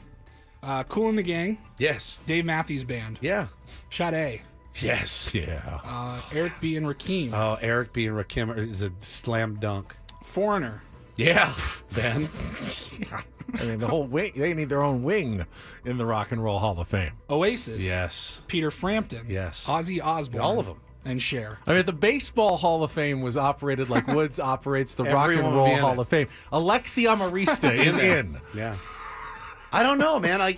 Since they started, I mean, obviously, like, when I think of Mariah Carey, you know what I don't think of? Rock and roll. I don't think that, but there's not really a pop music Hall of Fame. No, that's why there's hip hop, there's country. Like, they do have a country Hall of Fame, and I'm sure they do have a hip hop Hall of Sure Fame. that But they do. The Rock and Roll Hall of Fame is just really music, right? I think so. They should just call it the Music Hall of Fame. Right. It's funny though. It's all taste though. One band, like for me, Foreigner is first ballot, no doubt about it. But I understand that other people may prefer Sinead O'Connor or someone else. Foreigners definitely, 100%. I mean, should it be all on like album sales? And is that the metric that you go by? I don't know. The stat heads? I don't know. I mean, somebody said Ozzy isn't in yet. I think he's in with Black Sabbath, but he's not in as a solo artist, and he absolutely should be and will be. I'm. It's hard keeping any of those. Those are all really influential people in the music. Influential. industry. Then Yeah, that's an interesting. And If they help influence other Oh, people, yeah. they deserve to be in I don't the know Rock and about the Roll Hall of Fame. criteria. Like, can everybody get in? I don't know. I don't know how many they do take. only take I a think certain they take amount? only a certain amount. Well, yeah, you can't have a ceremony with 17 inductees. That would take forever. There's got to be a limit to how many you put in a given year. Yeah, dude. Because usually they perform or someone does their songs if they're not around anymore. It'd be a long show. It's already a very long show. But I love the Rock and Roll Hall of Fame. One of the best parts of Cleveland, Ohio. If you ever get the chance to stop by and see it, it's really It's right by really the cool. football stadium, Yep, it's too. really cool. Right next door. Down by the flats. All right, so Paulie, I'll let you answer the phones because we need to give away a 4-pack of tickets to Kerry Walsh Jennings, San Diego Mojo, their inaugural home game against the Grand Rapids Rise this Friday at Viejas Arena. San Diego Mojo professional women's indoor volleyball team is bringing the heat to Viejas Arena all season long. Go to SanDiegoMojoVB.com for tickets. That's SanDiegoMojoVB.com. Or be the third caller, 833-288-0973. Paulie will get your information here in the last couple of minutes of our show after doing an excellent job on the Reindl Report. That's it. That is pretty much it for us today. We got some a bookkeeping to do and get some work done, and hopefully get Paulie feeling a little bit better. I know he was now under the weather after we kind of brought it into the studio last week, and we're feeling better. It was so frustrating. Like, I felt fine on Friday. Yep. I felt fine on Saturday. Sunday night, not great. Yesterday was brutal. I'm like, you got to be kidding me. It was nice having yesterday off. People were DMing me. One guy called me a pansy for not coming to work. I said, it's a national holiday today, so we're off on the national holidays. We were sick on Friday with walking pneumonia and the boogie-woogie flu as we had. But, yeah, I mean, listen, I would love to be here every day. I would love to never miss a day. It's not going to happen, though. Okay? Not everybody had yesterday off, but A lot of people did. We did. We did. Which was I worked at Channel 10 last night, and it's not a company holiday at that job, but it is so one Channel here. 10 hates the president. Apparently. And presidents. Yes. Okay. Makes sense. But I guess to each their own Sure. when it comes to national holidays. All right.